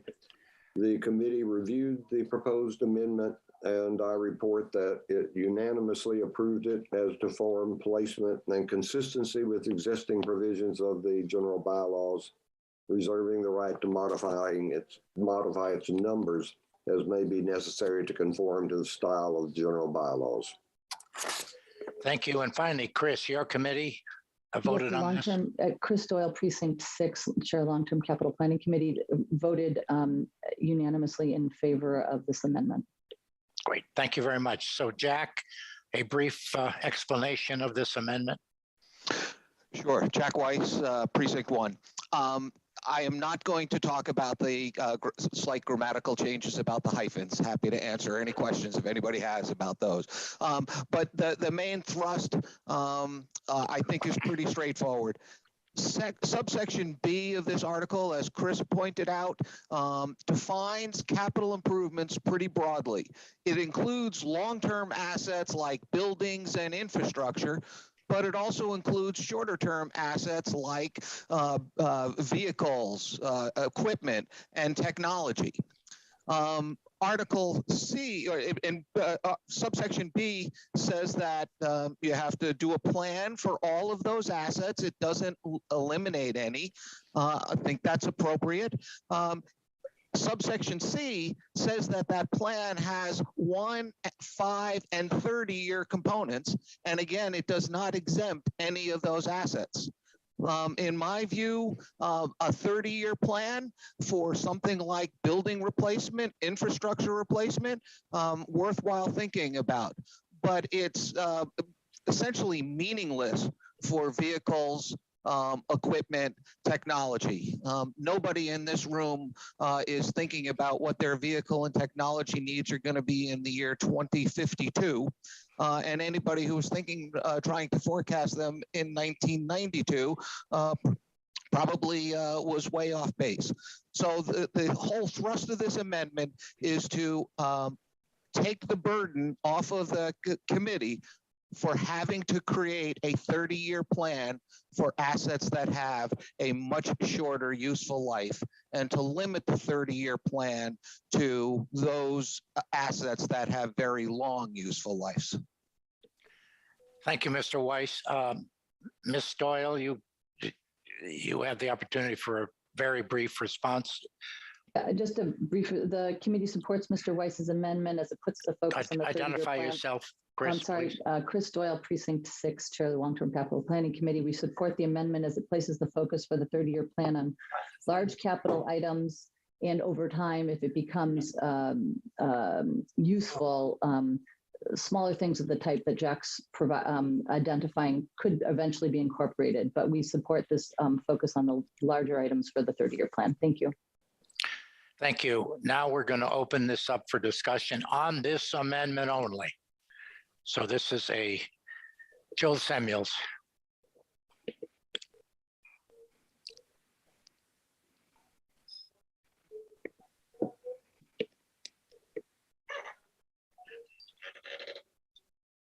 You there, Joel? Unmute.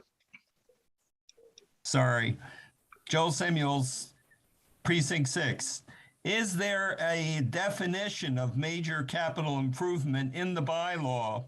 Mr. Weiss just gave examples of some short-term and long-term, but is something in the bylaws? In other words, does it say EG and then list some of the possibilities?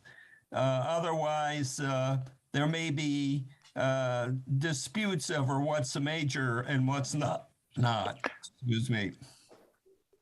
Mr. Weiss, do you know the answer to that, or Ms. Doyle? I could, Jack Weiss, Precinct 1. Joel, it is left vague, although I think it's intuitively kind of order of magnitude clear. In an earlier iteration of this, I was thinking about something using the word or using the phrase estimated useful lives of more than 10 years. But I ended up feeling comfortable that leaving it general and giving the committee some flexibility to decide which assets fall into this category was the prudent thing to do for the purposes of the bylaw. Great, thank you, Mr. Weiss. Michael McNamara. Michael McNamara, town meeting member, Precinct 7. I just wanted to say this is a good amendment. I definitely think that it's wise to make sure to narrow things down a little. I would, however, just also add that, well, it's true, especially for 30 years, we can't do everything all at once. There's just too much probably to cover. I think that sometimes the idea of vehicle planning for future vehicle use for the town might be relevant if there are more vehicles that will be more energy efficient or other parts of the town that would need to be updated, for example, insulation of town buildings or something. Though I agree with Jack in almost every other way. This is a very well balanced and very well added amendment. So I just want to say thank you. I think I'll vote yes on this. Thank you. Mr. Samuels, you may have had a follow-up. Go ahead. No, no follow-up. I think okay, great. I'm in favor. Okay, thank you. I see no other hands, so let's go to a vote on this amendment.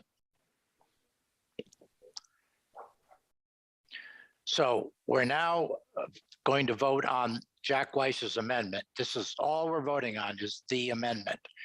So we'll open the polls. All those in favor of the amendment, vote yes, oppose no, or abstain. Go ahead and open the polls.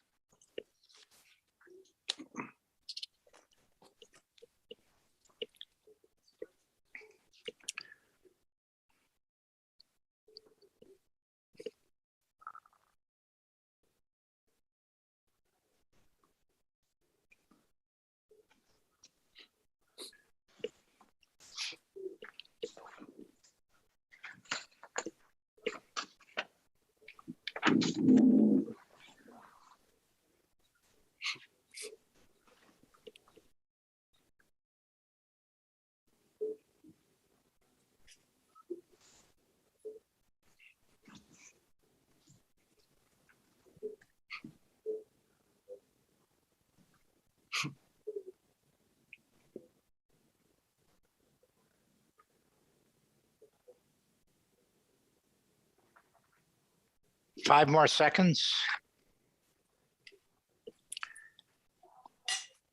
All right, let's close the polls and show the tally. So the tally on the Weiss amendment is 250 in favor, 3 opposed, 4 abstentions. Why don't you do the scrolling? And we'll turn to the second amendment.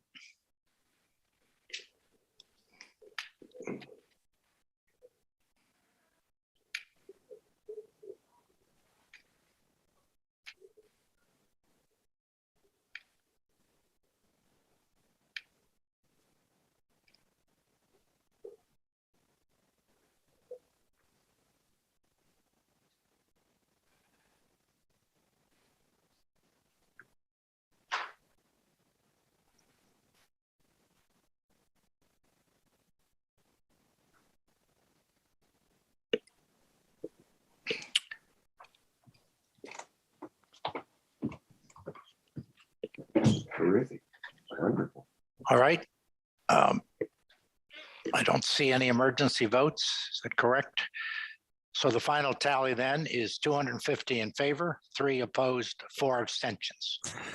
So that change is part of the main. When we come back to the debate on the main motion, it will be the main motion as amended by the Weiss amendment. And then we have 2 more amendments, as you know. So we'll now turn to Mr. McGaugh for his amendment.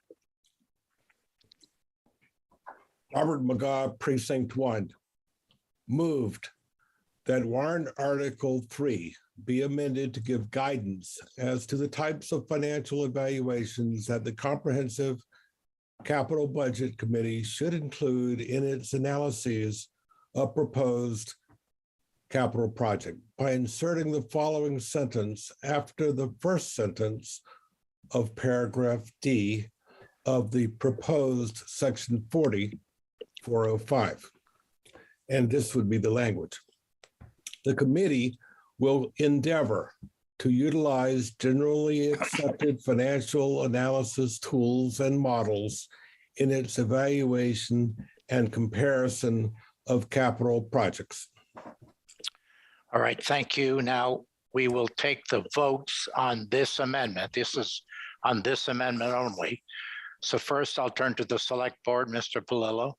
Thank you, Mr. Moderator. Mark Palillo, Chair of the Select Board, Town Meeting Member at Large.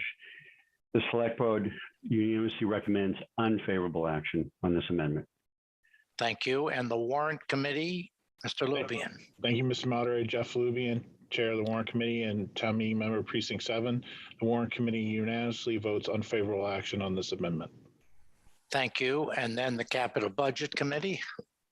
Anne Marie Mahoney, Chair of the Capital Budget Committee and Town Meeting Member Precinct 1. The Capital Budget Committee unanimously recommends unfavorable action. And Meg Moriarty, School Committee.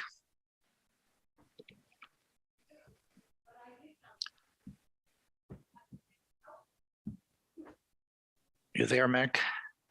Unmute. Sorry, I was muted. Meg Moriarty, Chair of the School Committee. The School Committee unanimously votes unfavorable action. And Chris Doyle, your committee. Chris Doyle, Town Meeting Member Precinct 6, Chair of the Long-Term Capital Planning Committee, voted unanimously unfavorable action. And then finally, Joe Hicks for the Bylaw Review Committee. Joe Hicks, member of the Bylaw Review Committee. The committee reviewed the proposed amendment, and I report that it unanimously approved it as to form, placement, and consistency with existing provisions of the general bylaws, reserving the right to modify its numbering as necessary to conform to the style of the general bylaws. Thank you. So now, Mr. McGaugh, you have your presentation on this amendment that you've submitted. Bob McGaugh, Precinct 1. In 1980, I was the co-chair of Belmont's first long-range planning committee. I support long-range planning. Article 3 is good, but my amendment makes a modest clarification to improve it. The renamed committee will be prioritizing and recommending how to spend our tax dollars. All my amendment does is to urge the committee to endeavor to do financial analyses. After all, it is a financial committee. The word analyses in Article 3 is not self-defining. Analyses could describe tabulating the mileage of the town's vehicles or evaluating fossil fuel usage. Standing alone, the word analyses does not automatically include financial modeling. Taxpayers want their taxes spent wisely. The wiser, the better. I am merely urging that before it recommends a capital project, the committee, working with the town, should compare the life cycle cost of alternatives, such as, is it cheaper to repair a generator or buy a new one? Is it cheaper to buy a truck or lease a truck? Is it cheaper to renovate a building or build a new one? Is it cheaper to buy $1 million fuel tank or buy the gas from private gas stations? Urging the committee to do financial analyses is not too much detail. It is the essence of what the committee should do. It is what taxpayers expect. It is what town meetings should require in this bylaw.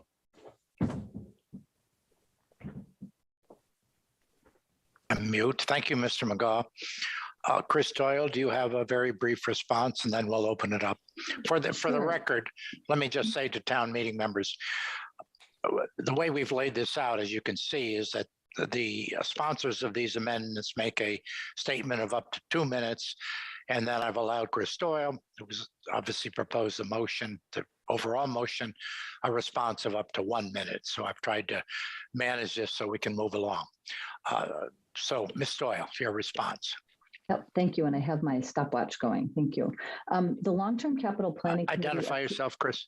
Chris Doyle, Precinct 6, Chair of the Long-Term Capital Planning Committee. Thank you. The Long-Term Capital Planning Committee appreciates the spirit of Mr. McGaugh's amendment, and I personally have appreciated the several conversations that I've had with him about this and its earlier iterations. However, we were opposed to it for a few specific reasons. The first reason is a problem of location. The general concepts behind Mr. McGaugh's amendment belong in the procedures of the new committee, i.e.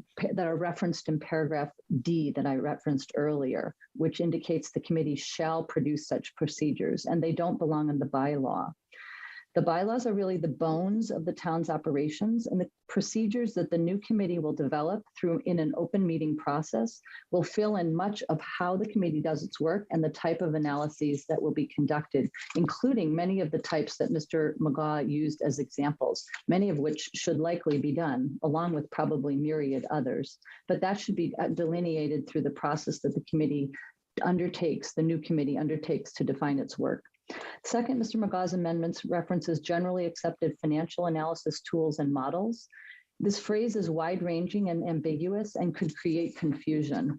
There are many things, even within our committee, people who come at capital planning from a number of different industries use a number of different types of tools and models. And by putting this in the bylaw, we feel that this phraseology, in fact, puts the town at risk and undermines the work of the committee by applying a phraseology that lacks specificity.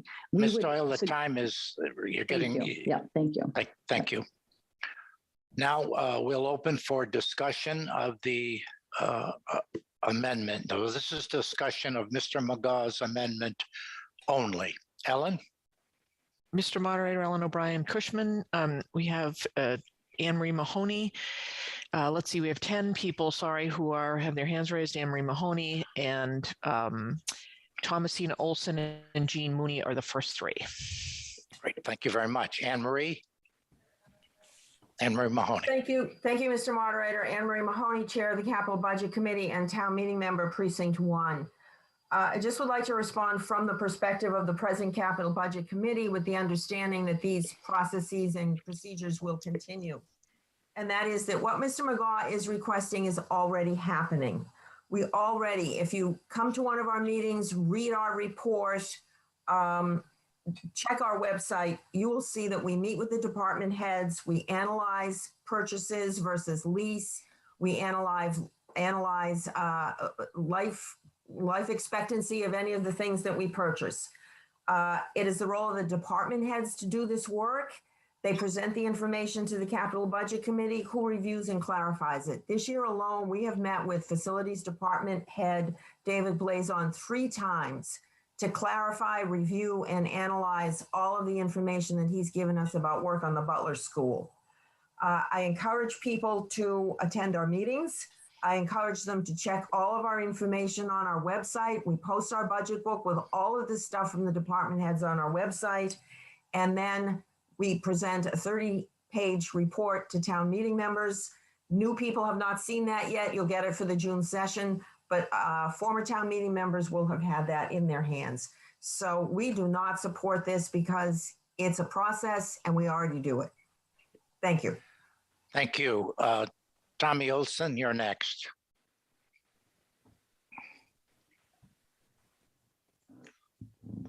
Thomasina Olson, Precinct 5, Town Meeting Member.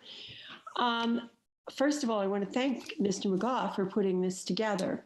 When I saw it, I thought it made tremendous sense, especially since we've had so many, the fuel tanks as a perfect example. I think many town meeting members besides myself felt that there was not this kind of analytical approach.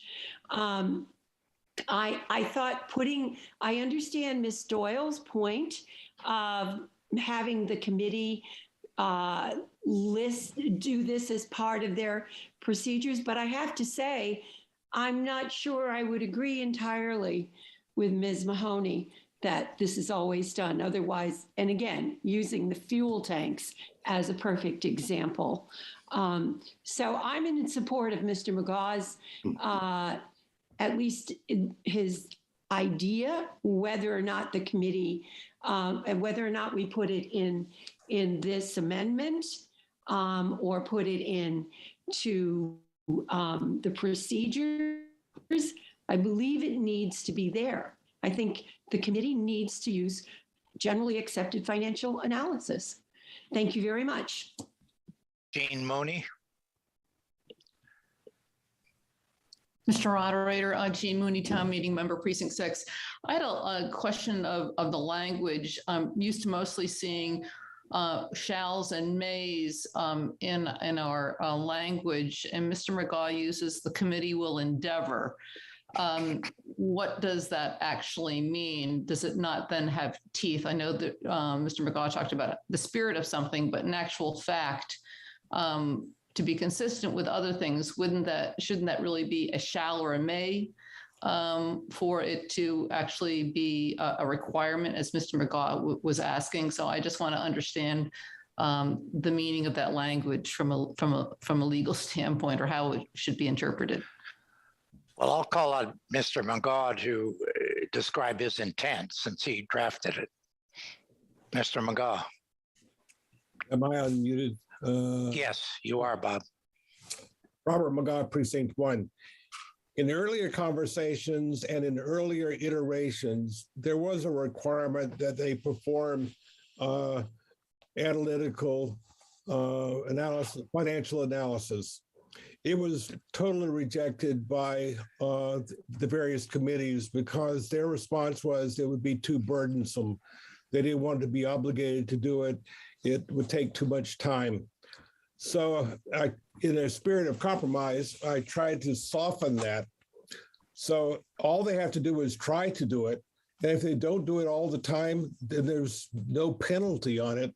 But the thing I want to point out is nowhere in any of the presentation materials that Chris Doyle presented is there any commitment to do financial analyses, whether in the bylaws or in the rules and regulations that they come up with.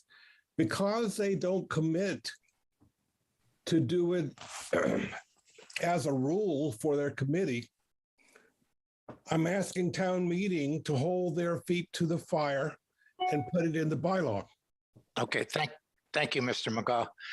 Jean, Yes, I just had a follow-up. Therefore, I mean, the term will endeavor to me doesn't make a commitment. In my mind, it either has to be may or shall. So Mr. McGaugh made his view clear. Yes, thank you very much.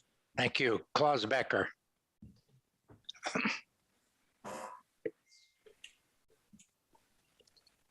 Hi, this is Klaus Becker, Town Meeting Member, Precinct 5. This sentence is completely unworkable, which is why I'm against it, although the spirit of it is sort of, one of general goodwill. There is no list of generally accepted financial analysis tool in the context of local governance. If you're in a company with any size, what we're proposing that the town starts doing is exactly what your company will be doing, but they don't have the issue around insight or, open meeting law and so on. So the tool that we're going to be using here is going to be Excel, most likely. So that's one thing. And there isn't a generally accepted way to evaluate either. So it shouldn't be in there when it's so vague. And I would also remind anyone that it's completely open. The meetings are open. The spreadsheets that will be the basis of any recommendations are open to the public. If you don't agree with the way that, say, the oil tanks were analyzed economically, well, then the civic thing to do would be to do your own analysis, come to the meeting, present that, and we'll talk about it. So this is why I really hope that the town meeting will vote against this, because it does not help. And I would remind everyone that we're volunteers on all of these committees, putting in the hours of holding our feet to the fire or waterboarding us or whatever the people would like to do is not a good idea. Right? We'll do our best, and it's going to be in Excel, and it'll be open, and we'd love to discuss with you. Thank you. Thank you. Ms. Doyle has asked to respond to Mr. McGaw's statement. Sure. Yeah. All I wanted to mention. Can you introduce yourself? Sorry, Chris Doyle, Precinct 6 Town Meeting Member, Chair of the Long-Term Capital Planning Committee. I just wanted to mention there will, of course, be financial analysis that this committee will do that is embedded in in its whole mission. But the question here is what's in the bylaw as opposed to what's in the committee's procedure, the point of location that I mentioned. And that's really the important. I don't think it's quite fair to say that we rejected financial analysis, because that's really not the nature of the conversations and the discussions we had. So I think I just want to submit that that's a mischaracterization of the discussions. Great, thank you. Mark Kagan. Thank you, Mr. Moderator. Mark Kagan, Town Meeting Member, Precinct 8. I rise in opposition to the amendment on Article 3. I'll be brief. My concern is with the phrase generally accepted financial analysis tools and models. The phrase, while seemingly innocuous and vague, can preclude the committee from considering concerns considered outside generally accepted financial analysis. For example, the impact of a project on Belmont's CO2 emissions, impact on racial justice, and other concerns that will become nonetheless increasingly relevant in the coming years. Because of that, I urge the town meeting to vote against this amendment. Thank you. Elizabeth Dion.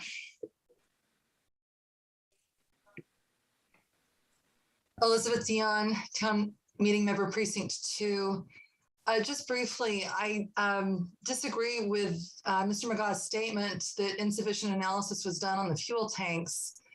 I don't want to, okay. Elizabeth, I don't want to get in debate on the fuel tanks, please. Okay, but it does rise to the larger issue, which is this, first of all, this feels redundant in that the whole point of changing this, of creating this committee is to do this type of analysis on a 1, 5, and 30-year basis. So it is redundant, but also vague. Mr. McGaw says that he tried to soften it.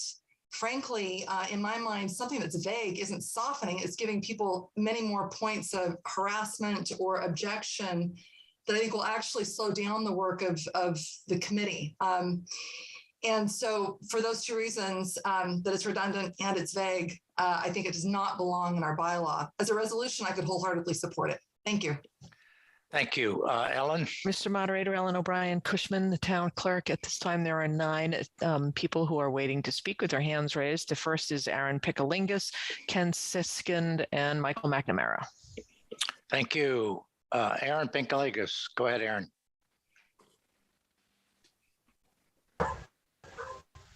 Hello, Aaron Picalingus, Town Meeting Member, Precinct 6. I rise in opposition to this amendment. I think that, as the previous speakers have said, the job of this committee is to do analysis, and I think that it's more likely to hinder their work than to help it.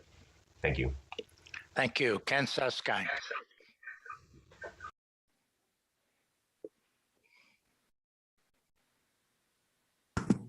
This is Ken Siskind, Town Meeting Member, Precinct 7. I'm against this amendment since creating procedures is part of the bylaws.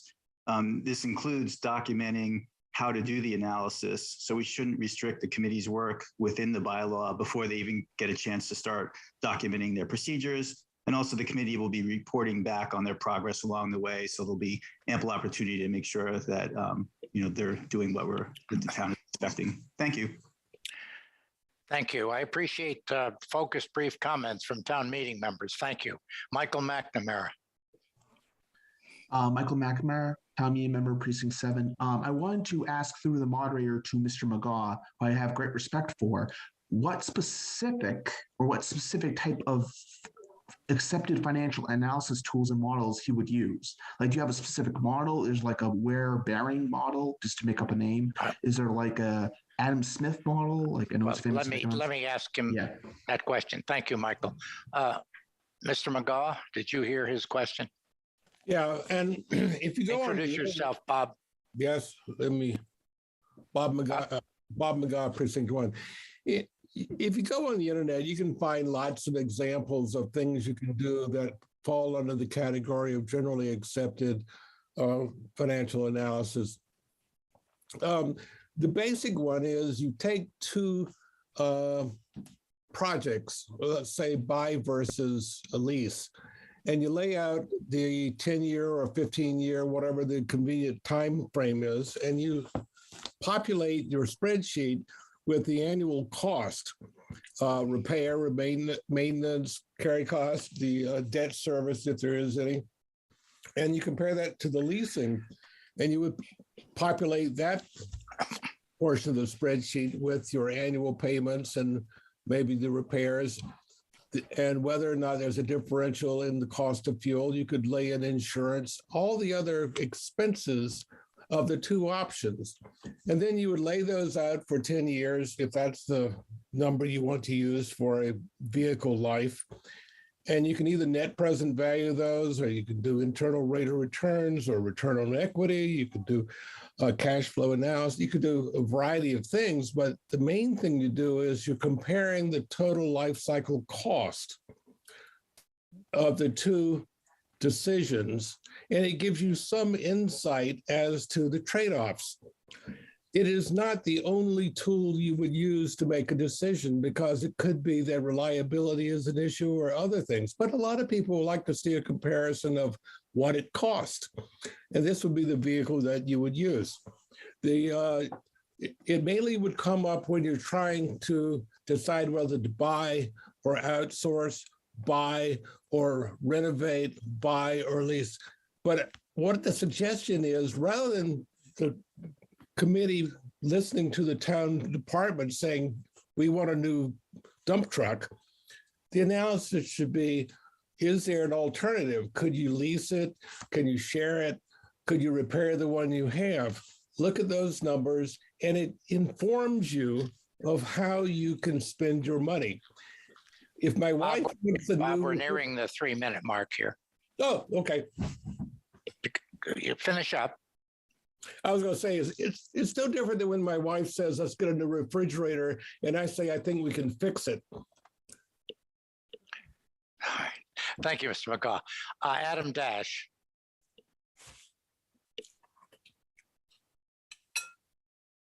Thank you, Mr. Moderator. Adam Dash, Vice Chair of the Select Board, Town Meeting Member at Large. I'm also a member of the Long-Term Capital Planning Committee and a member of the Capital Budget Committee.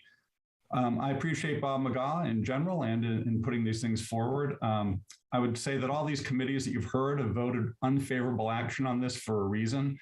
I can tell you at the Long-Term Capital Planning Committee, we discussed this particular amendment, and we were talking about generally accepted financial analysis tools and models, and someone said, oh, that means we would have to buy this very expensive Oracle package. Someone else said, no, we would buy this other very expensive software package. I was thinking of something else, and then we kind of came to the realization there is no such thing as a generally accepted financial analysis tool or model, which sort of led us to me to have the problem with, what if the committee votes to do something, someone really opposes it, sues to overturn the vote on the grounds that we didn't use some generally accepted financial tool or model, whatever that means. It's just opening us up to a problem. The bylaw already says that asks the committee to set up its procedures, which is typically how we do these things. We have the article which sets up the committee's framework, and then that gets draped over it the procedures and policies as it goes forward. There's no, I don't think, any reason to micromanage this. This particular bylaw has been drafted by a lot of people over a very long time, and it came to town meeting after a lot of public input and pushing and pulling. I appreciate Mr. McGaw's flexibility and working on language, but this just doesn't get there. So therefore, I would recommend not including it and voting against the amendment. Thank you. Thank you. Ellen? Mr. Moderator, Ellen O'Brien Cushman, the town clerk. At this time, there are 6 people with their hands up. Michael McNamara has already spoken on this. And Michael, I'm going to ask you to mute your microphone. So first is Judith Ananian Sarno. Oh, you had a follow-up question? I'll let the moderator decide on that. Hang on one moment. It's Judith Ananian Sarno, Matt Taylor, and Lisa Pargolia, the first 3. Go ahead, Michael, if you had a brief follow-up. I'm really sorry. It's going to be like a 2-second question. Through the moderator to Mr. McGaw, is there a specific I think he answered that question, Mr. McNamara. He answered that, I think. Okay, it seemed like it was general. It wasn't specific, so I wanted to name a specific I think he answered it. Okay, thank you. Thank you. Miss Sarno.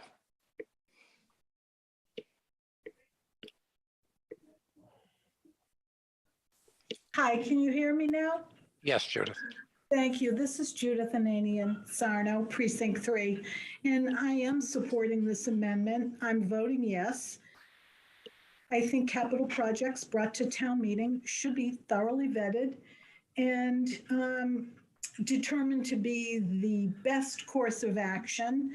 And I thank Mr. McGaw for his work on this. So I hope you'll join me. Vote yes. Hit number 1. Thank you. Thank you, Judith. Matt Taylor. Hi, this is Matt Taylor, Precinct 1.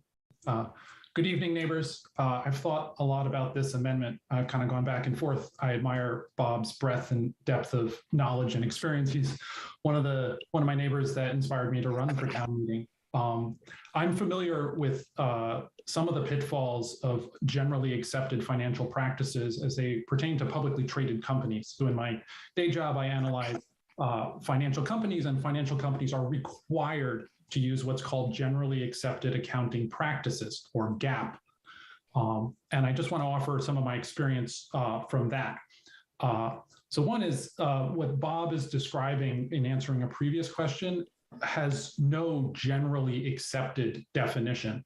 I think I want to +1 some of the other points, which is that there isn't an accepted definition, and just go on the internet is not sufficient to be a generally accepted practice. In the publicly traded world, the challenge is that a rigorous or specific model doesn't necessarily fit the project or the company.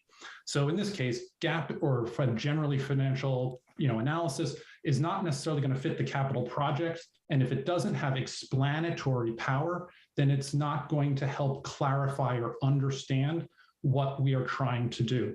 Having the committee do an analysis that isn't useful wastes time, it wastes money, it wastes these volunteers' energy at the expense of getting things done for our community.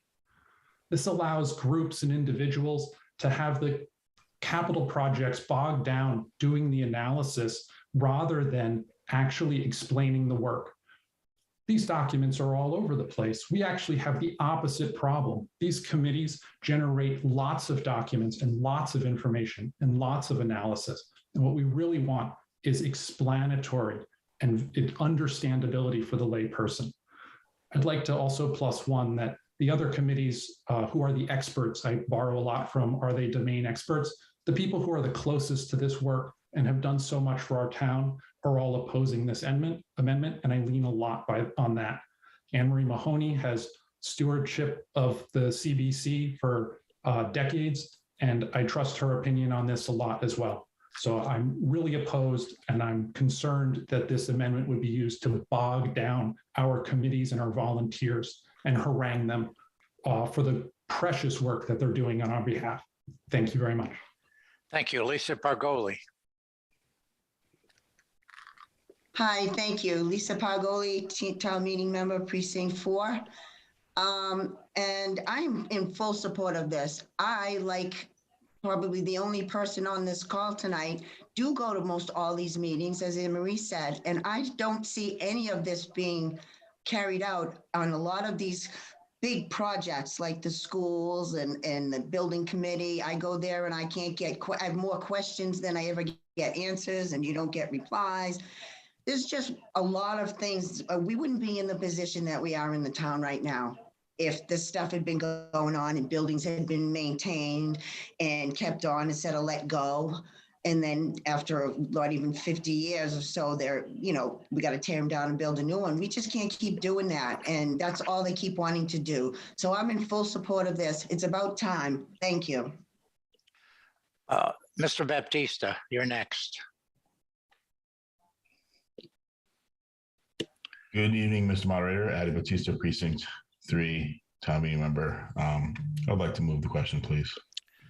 Mr. Baptista has moved the question. Ellen, how many people in line? Mr. Moderator, Ellen O'Brien Cushman, the town clerk. At this time, there are, well, people are dropping off. There's 7 people waiting to speak. Thank you. So Mr. Baptista has moved the question. Oh, that does require a second. Can people raise their hand? Yes, we got a second. So now we'll turn to the vote. So this is the motion to terminate debate on the McGaw amendment. So if you favor the termination, vote yes. Opposed, vote no. And let's open the polls.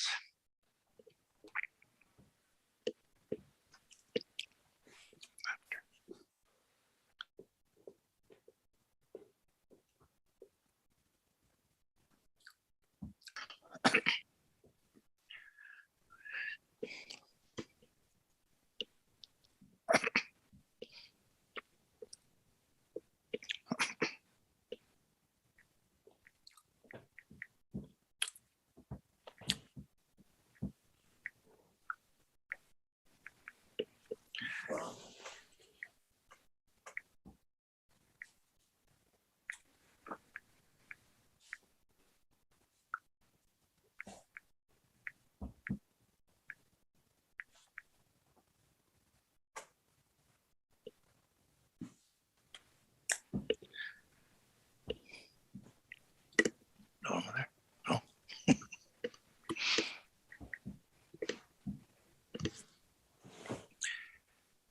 So we'll keep it open a few more seconds here.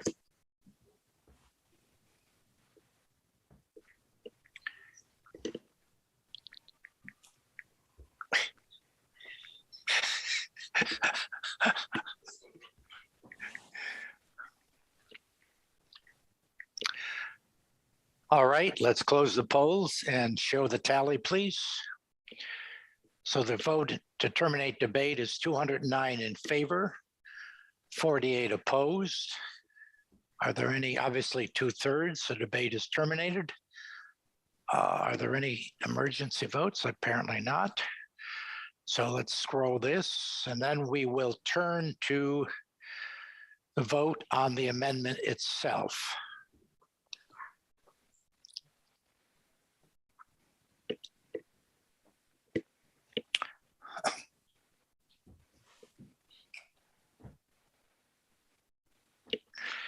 And then after that vote, we'll take a 5-minute break.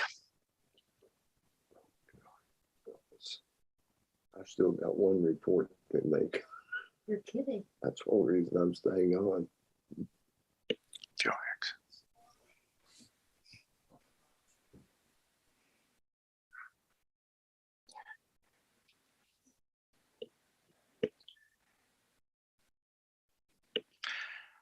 All right, the tally again is 295. Whoops, excuse me. Can we go back? 209 in favor, 48 opposed. The debate is terminated. We now go to the vote on the motion itself by Mr. McGaw. So this is, well, just explain. So we'll open the poll. If you vote yes if you support Mr. McGaw's amendment, no if you oppose it or you want to abstain. So open the polls and vote.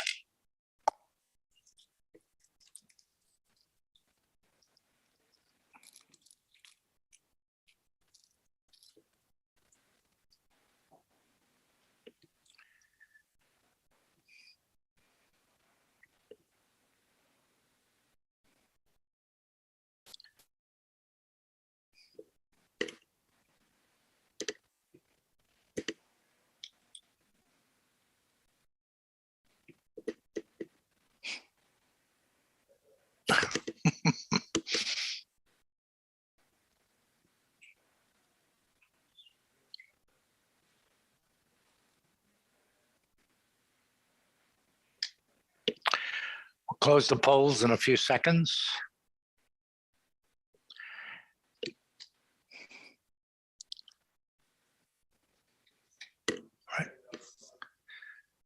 All right, let's close the poll. Show the tally, please.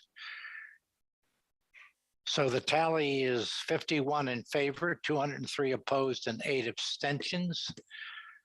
No emergency votes. So we'll show the scroll. And then we'll, as I say, have a 5-minute break, and we will resume with Ellen Schreiber's amendment and then discussion of the full motion. I urge you to, and most of you have been focused and brief, I urge you to continue to do that in the hope that we can complete action on Article 3 tonight. We'll certainly complete action on Ms. Schreiber's amendment, but I think we'd all like to complete action on Article 3 itself.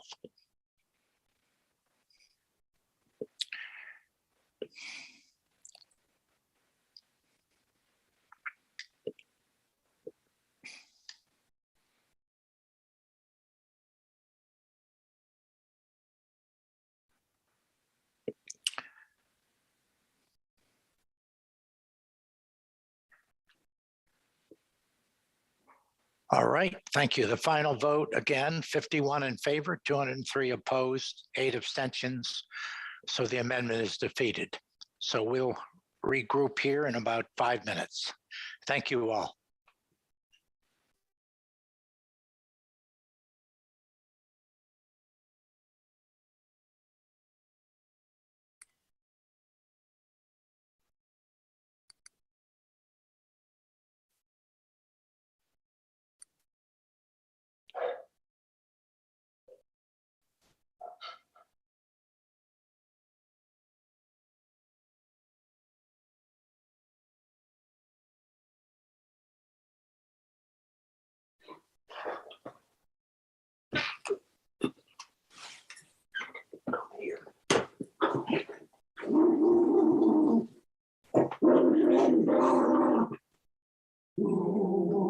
Good boy. He's a good boy. Yeah. You're a good boy. Sure.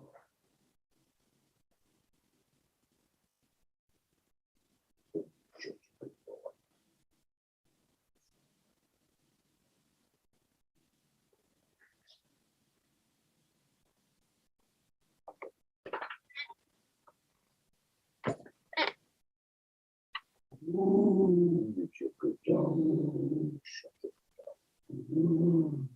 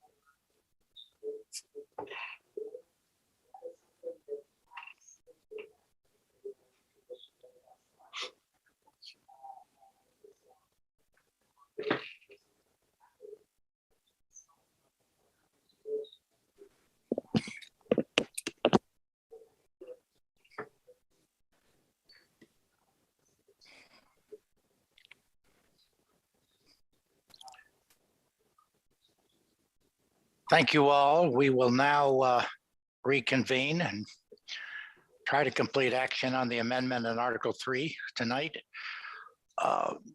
Ms. Schreiber, are you there? I am. Can you hear me, Mike? I can, Ellen. Go ahead and read your motion.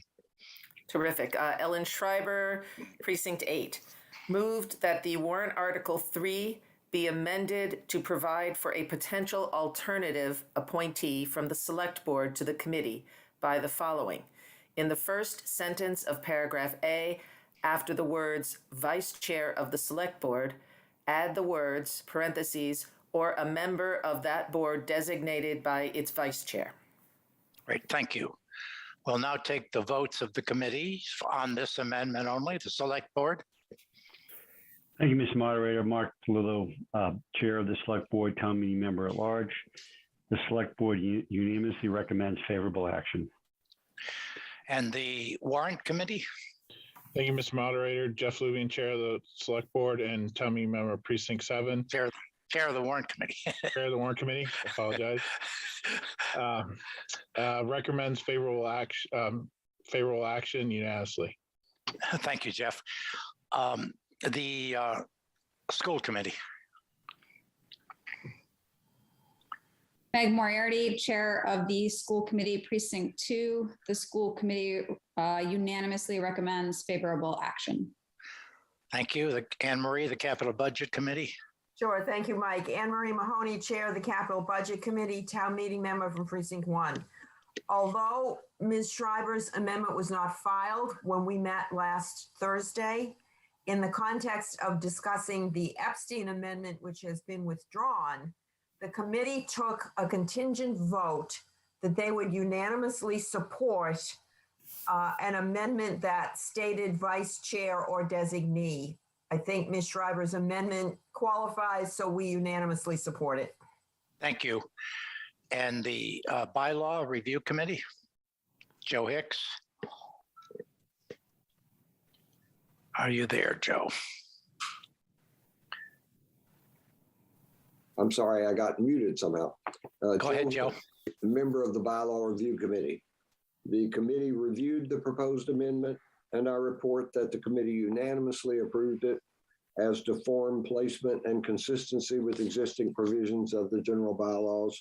reserving the right to modify its numbering as may be necessary to conform to the style of the general bylaws. Thank you. And Chris Doyle for your committee. Chris Doyle, Precinct 6, Town Meeting Member, Chair, Long-Term Capital Planning Committee. We approve this by unanimous consent. Thank you, Ms. Doyle. Ms. Schreiber, do you want to briefly explain your rationale? Yes, thank you. Ellen Schreiber, Town Meeting Member, Precinct 8. This is a very simple amendment. All of the other committees that are named in this article that have representatives on the committee, this is from the Warrant Committee, the School Committee, and the Energy Committee, they all allow the specified member to designate another member from their committee or board to serve in their place. This was omitted from the Select Board representative, and I believe it should be there. I think it's important that the Select Board is represented, and there needs to be a mechanism to do that. So I believe this is a housekeeping matter, and thank you. That's it. Thank you. Ms. Doyle, did you have a brief comment?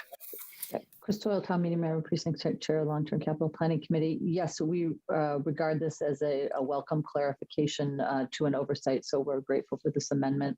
Mr. Moderator, I'd also indicate there's a question in the Q&A about whether or not the Epstein Amendment had been withdrawn, so you may want to clarify that in the context of discussing this. Well, the question read my mind. I was just going to say it had been withdrawn, and but Mr. Epstein requested to speak at this very moment to explain that and comment on this amendment.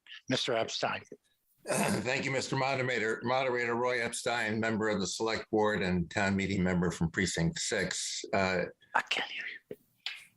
I think Ellen Schreiber and I were just thinking along the same lines and submitted amendments at about the same time.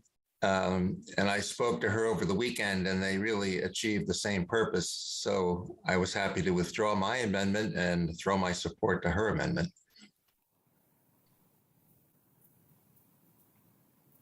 I'm mute. Thank you. We now open to the town meeting for any discussion.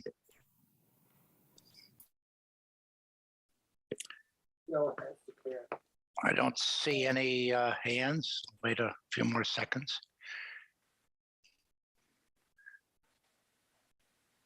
All right, let's go to a vote on Ms. Schreiber's amendment. All those in favor of amendment will vote yes, oppose no, or abstain. Open the polls and let's vote.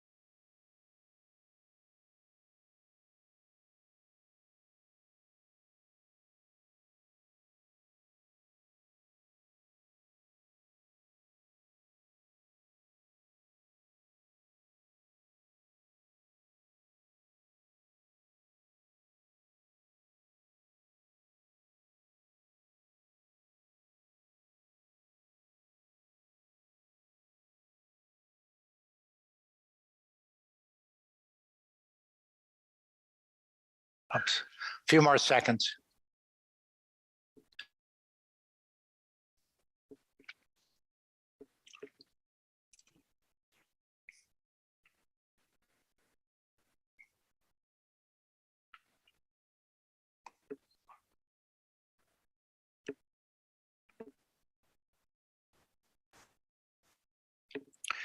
All right, let's close the poll and show the tally.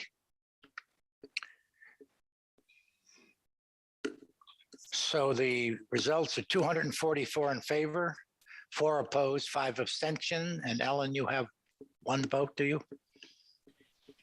Yes, Mr. Moderator, Ellen O'Brien Cushman, the town clerk. I have 1 emergency vote on the Schreiber amendment on Article 3. Judy Singler, Precinct 6, voted yes. So the final tally on Ms. Schreiber's amendment is 245 in favor, 4 opposed, and 5 abstention.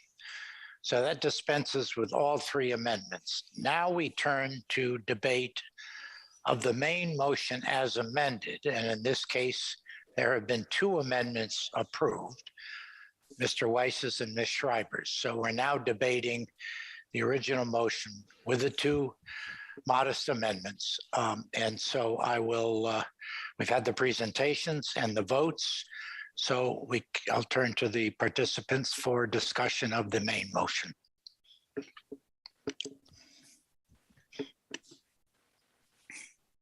Nope, nobody. Okay. No hands. Oh, one hand, sir. So. Emily Peterson. I apologize if I miss Emily Peterson, Town Meeting Mayor, Precinct 1. For the main motion, is the remit of this committee also to consider scheduled maintenance of, major properties in town? Ms. Doyle? So, Chris Doyle. Identify yourself, Chris Doyle, Town Meeting Member, Precinct 6, Chair, Long-Term Capital Planning Committee. The remit of the committee is to deal with capital. So as far as maintenance on that would fall into the operating budget, I would say the answer to that would be no. But I would say that communication between this committee and town staff and other relevant bodies in town about how maintenance and the funding of maintenance impacts the useful life of assets, I would expect to be a part of the dialogue of this committee. So whereas this committee might not say, oh, there should be provide specificity around a maintenance schedule, I would expect the committee to provide pretty continuous feedback about the impact of maintenance and the lack thereof on the life of assets. Does that help? Yes, thank you. Thank you. Ms. Eckert?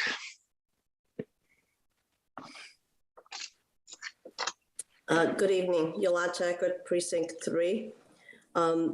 I just wanted to make a comment on this warrant article. I fully support the increase in scope for this committee, as well as the reporting and even increased number of folks in there. What I really object to is the fact that other participants from other committees are also voting members. To me, capital budget should be really independent. And the members of some of these committees will be the ones that will be the proponents of these warrant articles that will be, or capital investments that the capital budget will have to deal with. And to me, that's really a conflict of interest. I think they can participate in all of the discussions and provide their perspectives, but to me, the voting should be to the limited to the 5 members of the committee. Thank you. Thank you. Anne Marie Mahoney. Thank you, Mr. Moderator. Anne Marie Mahoney, Chair of the Capital Budget Committee and Town Meeting Member from Precinct 1. I'd just like to expand a little bit more on a response to Emily Peterson's question. And that is that the departments carry in their budgets what might be termed minor maintenance.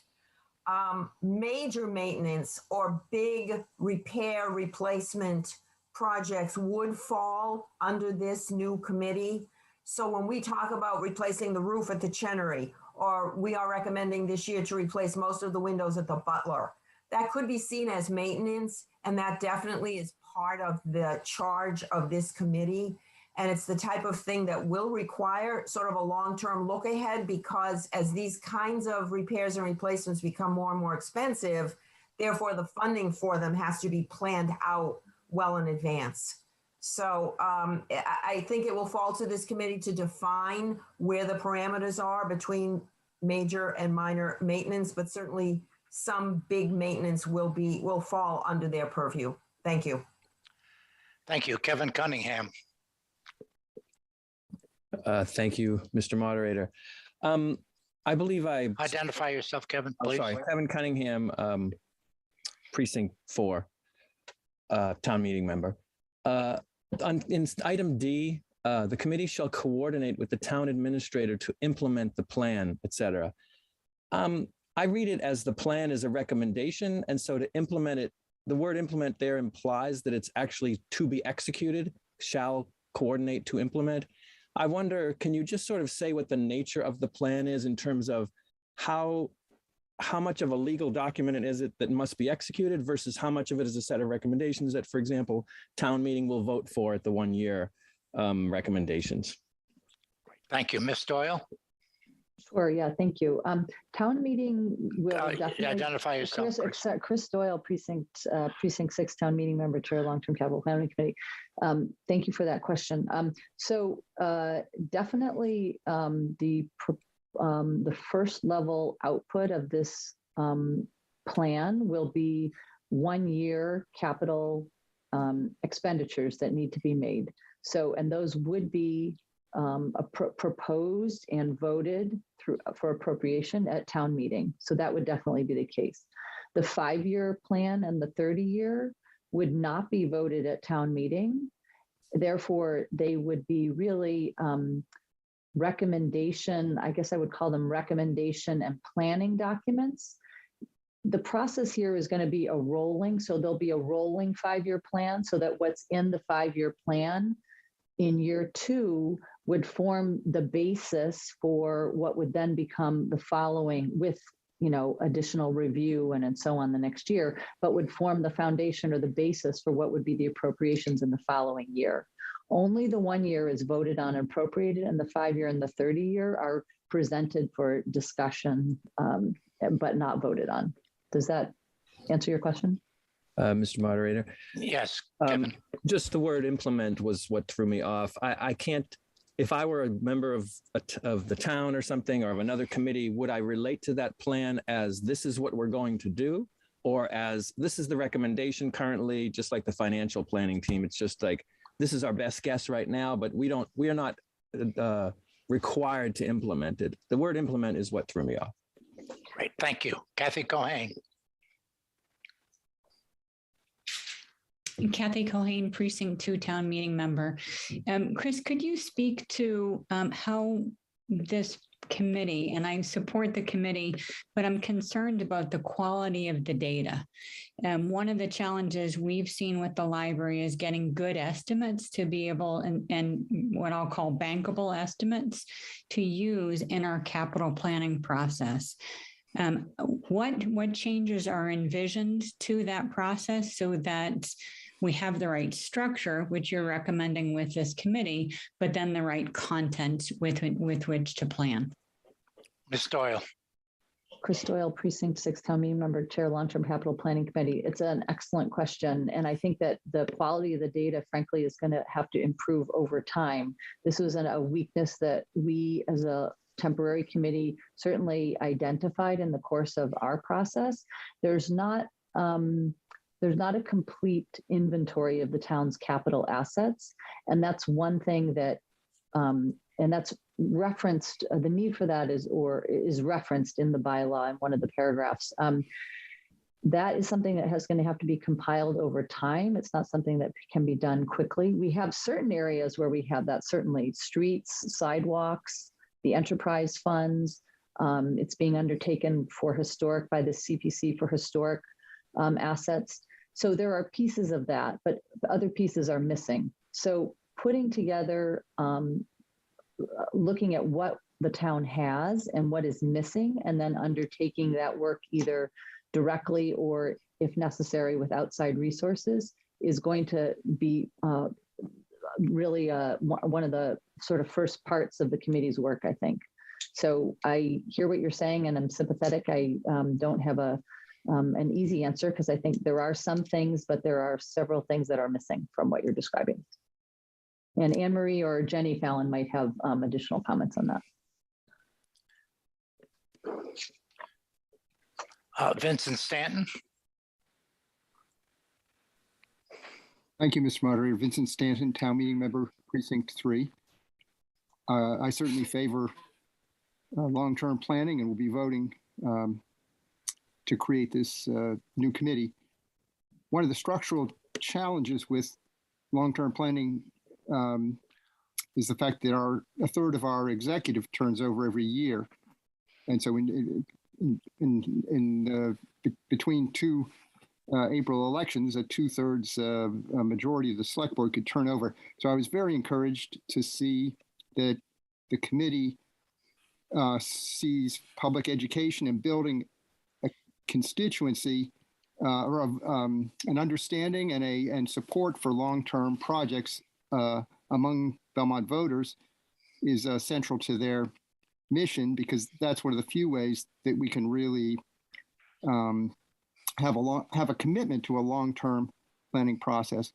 The other comment that I'd make is that if we really had our ducks lined up and had a long-term plan with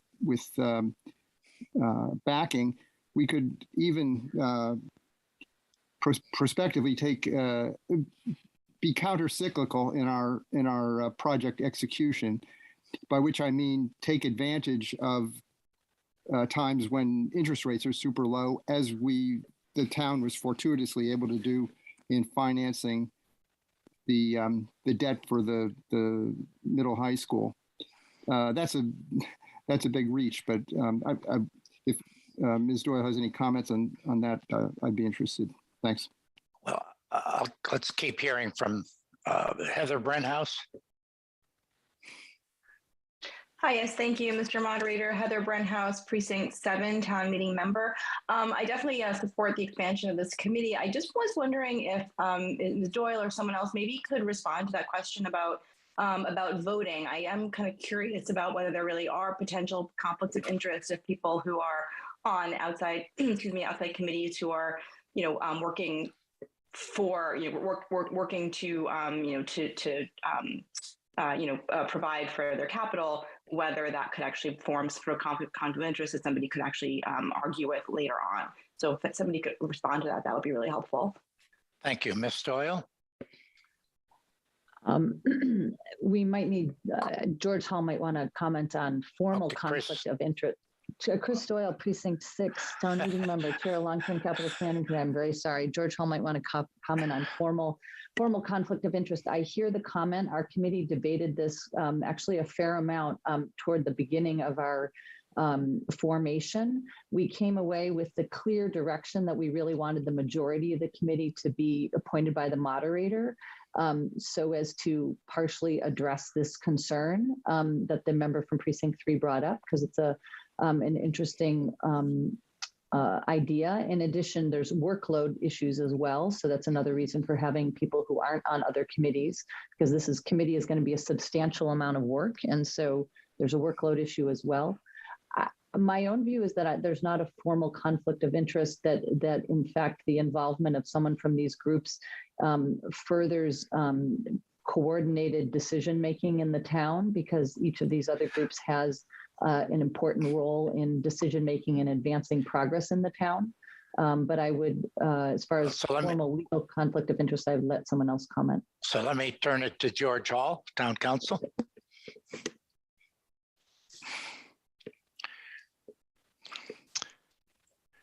George Hall, Town Council. This wouldn't be a legal conflict of interest, because the conflict of interest law really deals with the situation in which you have a loyalty to some other entity other than the town. It's not a legal conflict of interest to serve in two roles where in both cases your responsibility is to the town.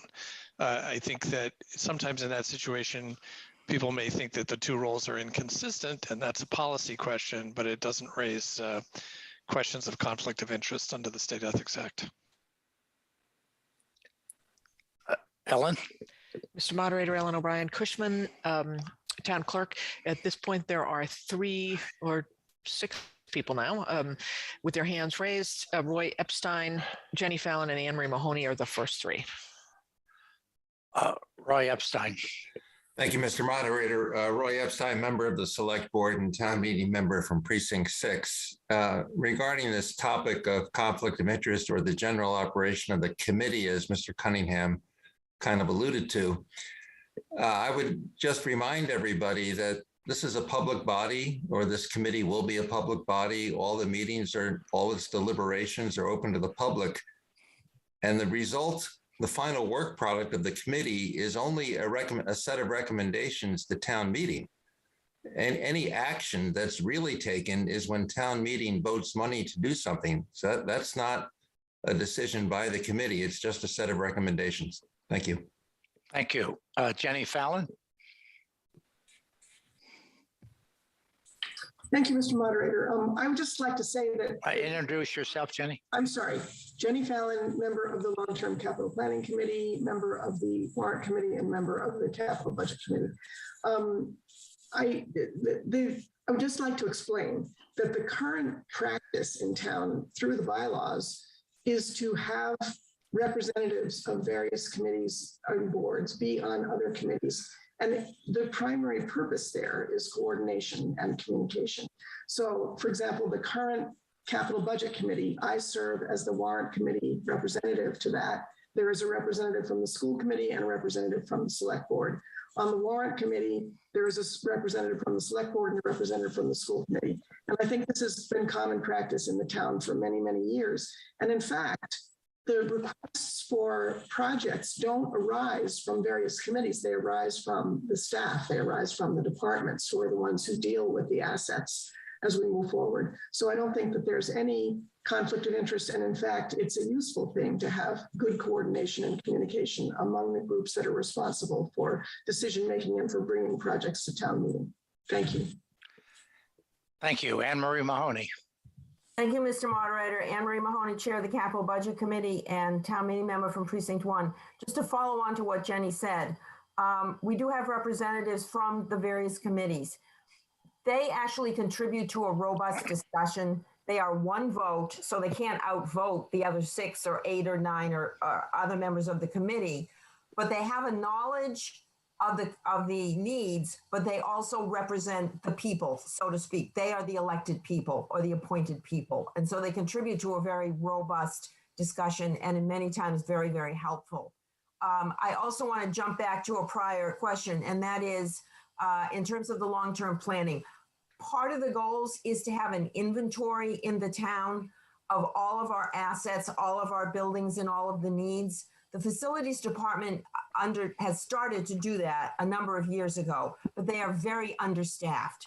And so they've done a good job thus far of starting with a couple of the elementary schools with this inventory, but they are going to have to, over the next couple of years, go forward with a much broader inventory until we have a handle on all of our buildings, all of our needs, and therefore can use that to project for the 5 years and the 30 years. Thank you. Thank you. Mr. Baptista.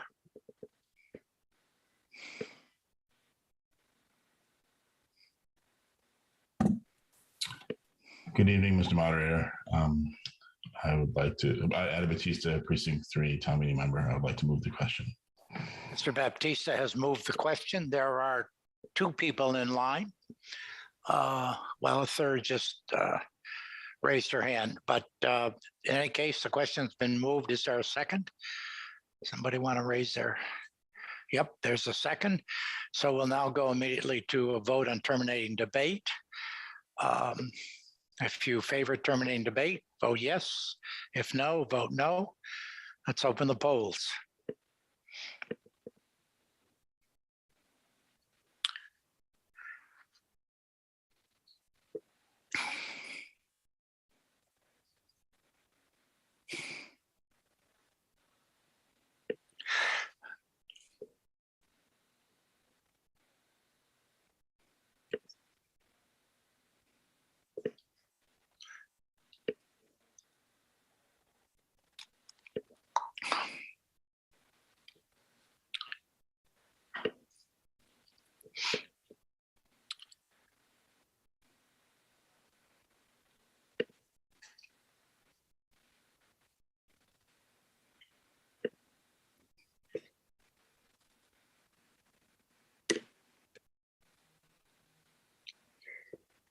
A few more seconds.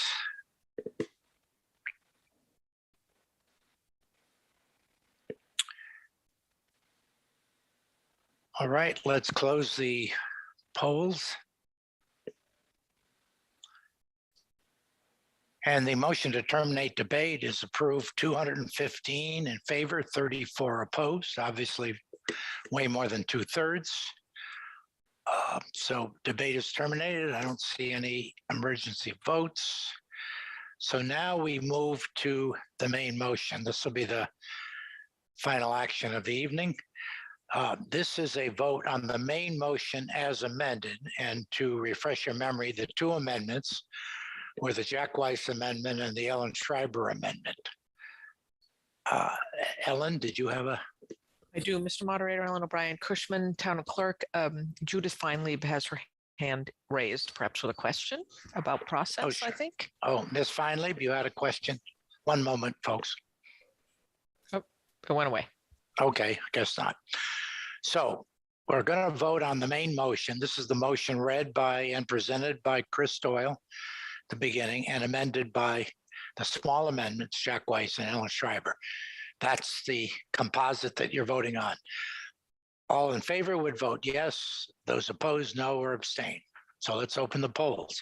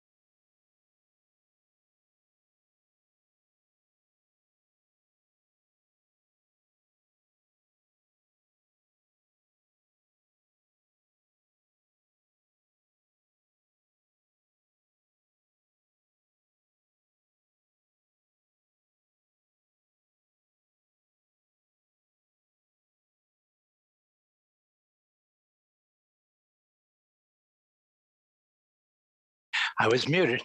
The vote is 243 in favor, 8 opposed, 3 abstention. Ellen? Mr. Moderator, Ellen O'Brien Cushman, Town Clerk, on Article 3, the main motion as amendment, Judy Singler, emergency vote, Precinct 6 voted yes. There's just one. So with that additional yes, it's the final tally for the record, 244 yes, 8 no, 3 abstention. So we'll scroll this and then we'll have a motion to adjourn until Monday at 6:30. And thank you all for your really focused comments tonight.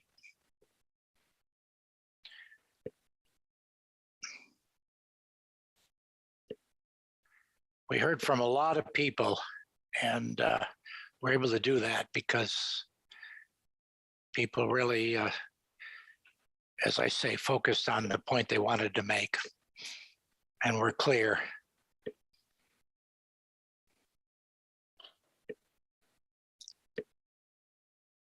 Just want to scroll it one more time, maybe, because it's an important vote just to.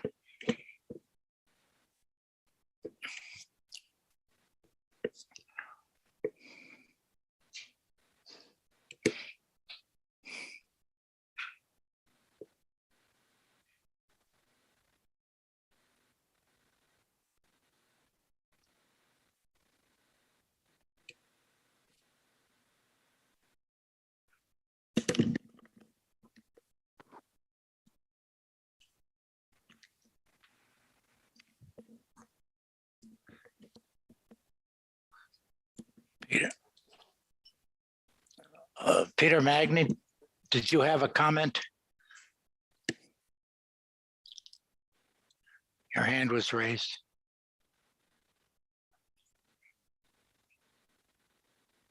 I guess not.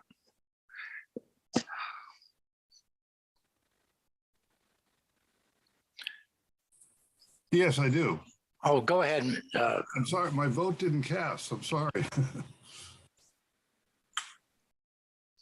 It didn't. It didn't register. Well, why don't you tell us for the record how you voted, if you don't mind? Yes. Go ahead. Yes, you voted yes. All right. Yes, I did. We will record that vote. Thank you. Thank you.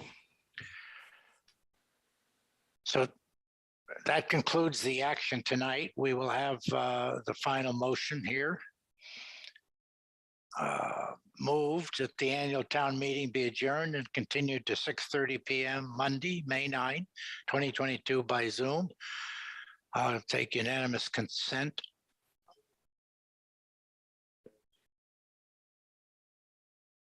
Excuse me. I'll continue 6:30 p.m. Monday, May 9, 2022 by Zoom. Unanimous consent. The meeting is adjourned. Thank you again for all your efforts. And I want to thank particularly Chris Doyle and the committee and all the other committees for an enormous amount of good work. So thank you.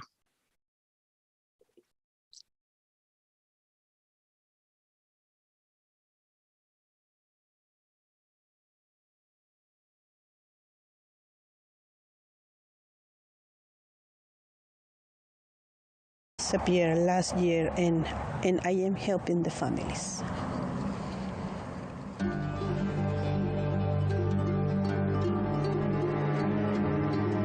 Last July, 10 men from Annabella's town out herding cattle were taken and never returned. Sonora, located on the route north to the US, is one of Mexico's states with the greatest presence of organized crime related to drug cartels, violent forces that may be linked to economic and political interests.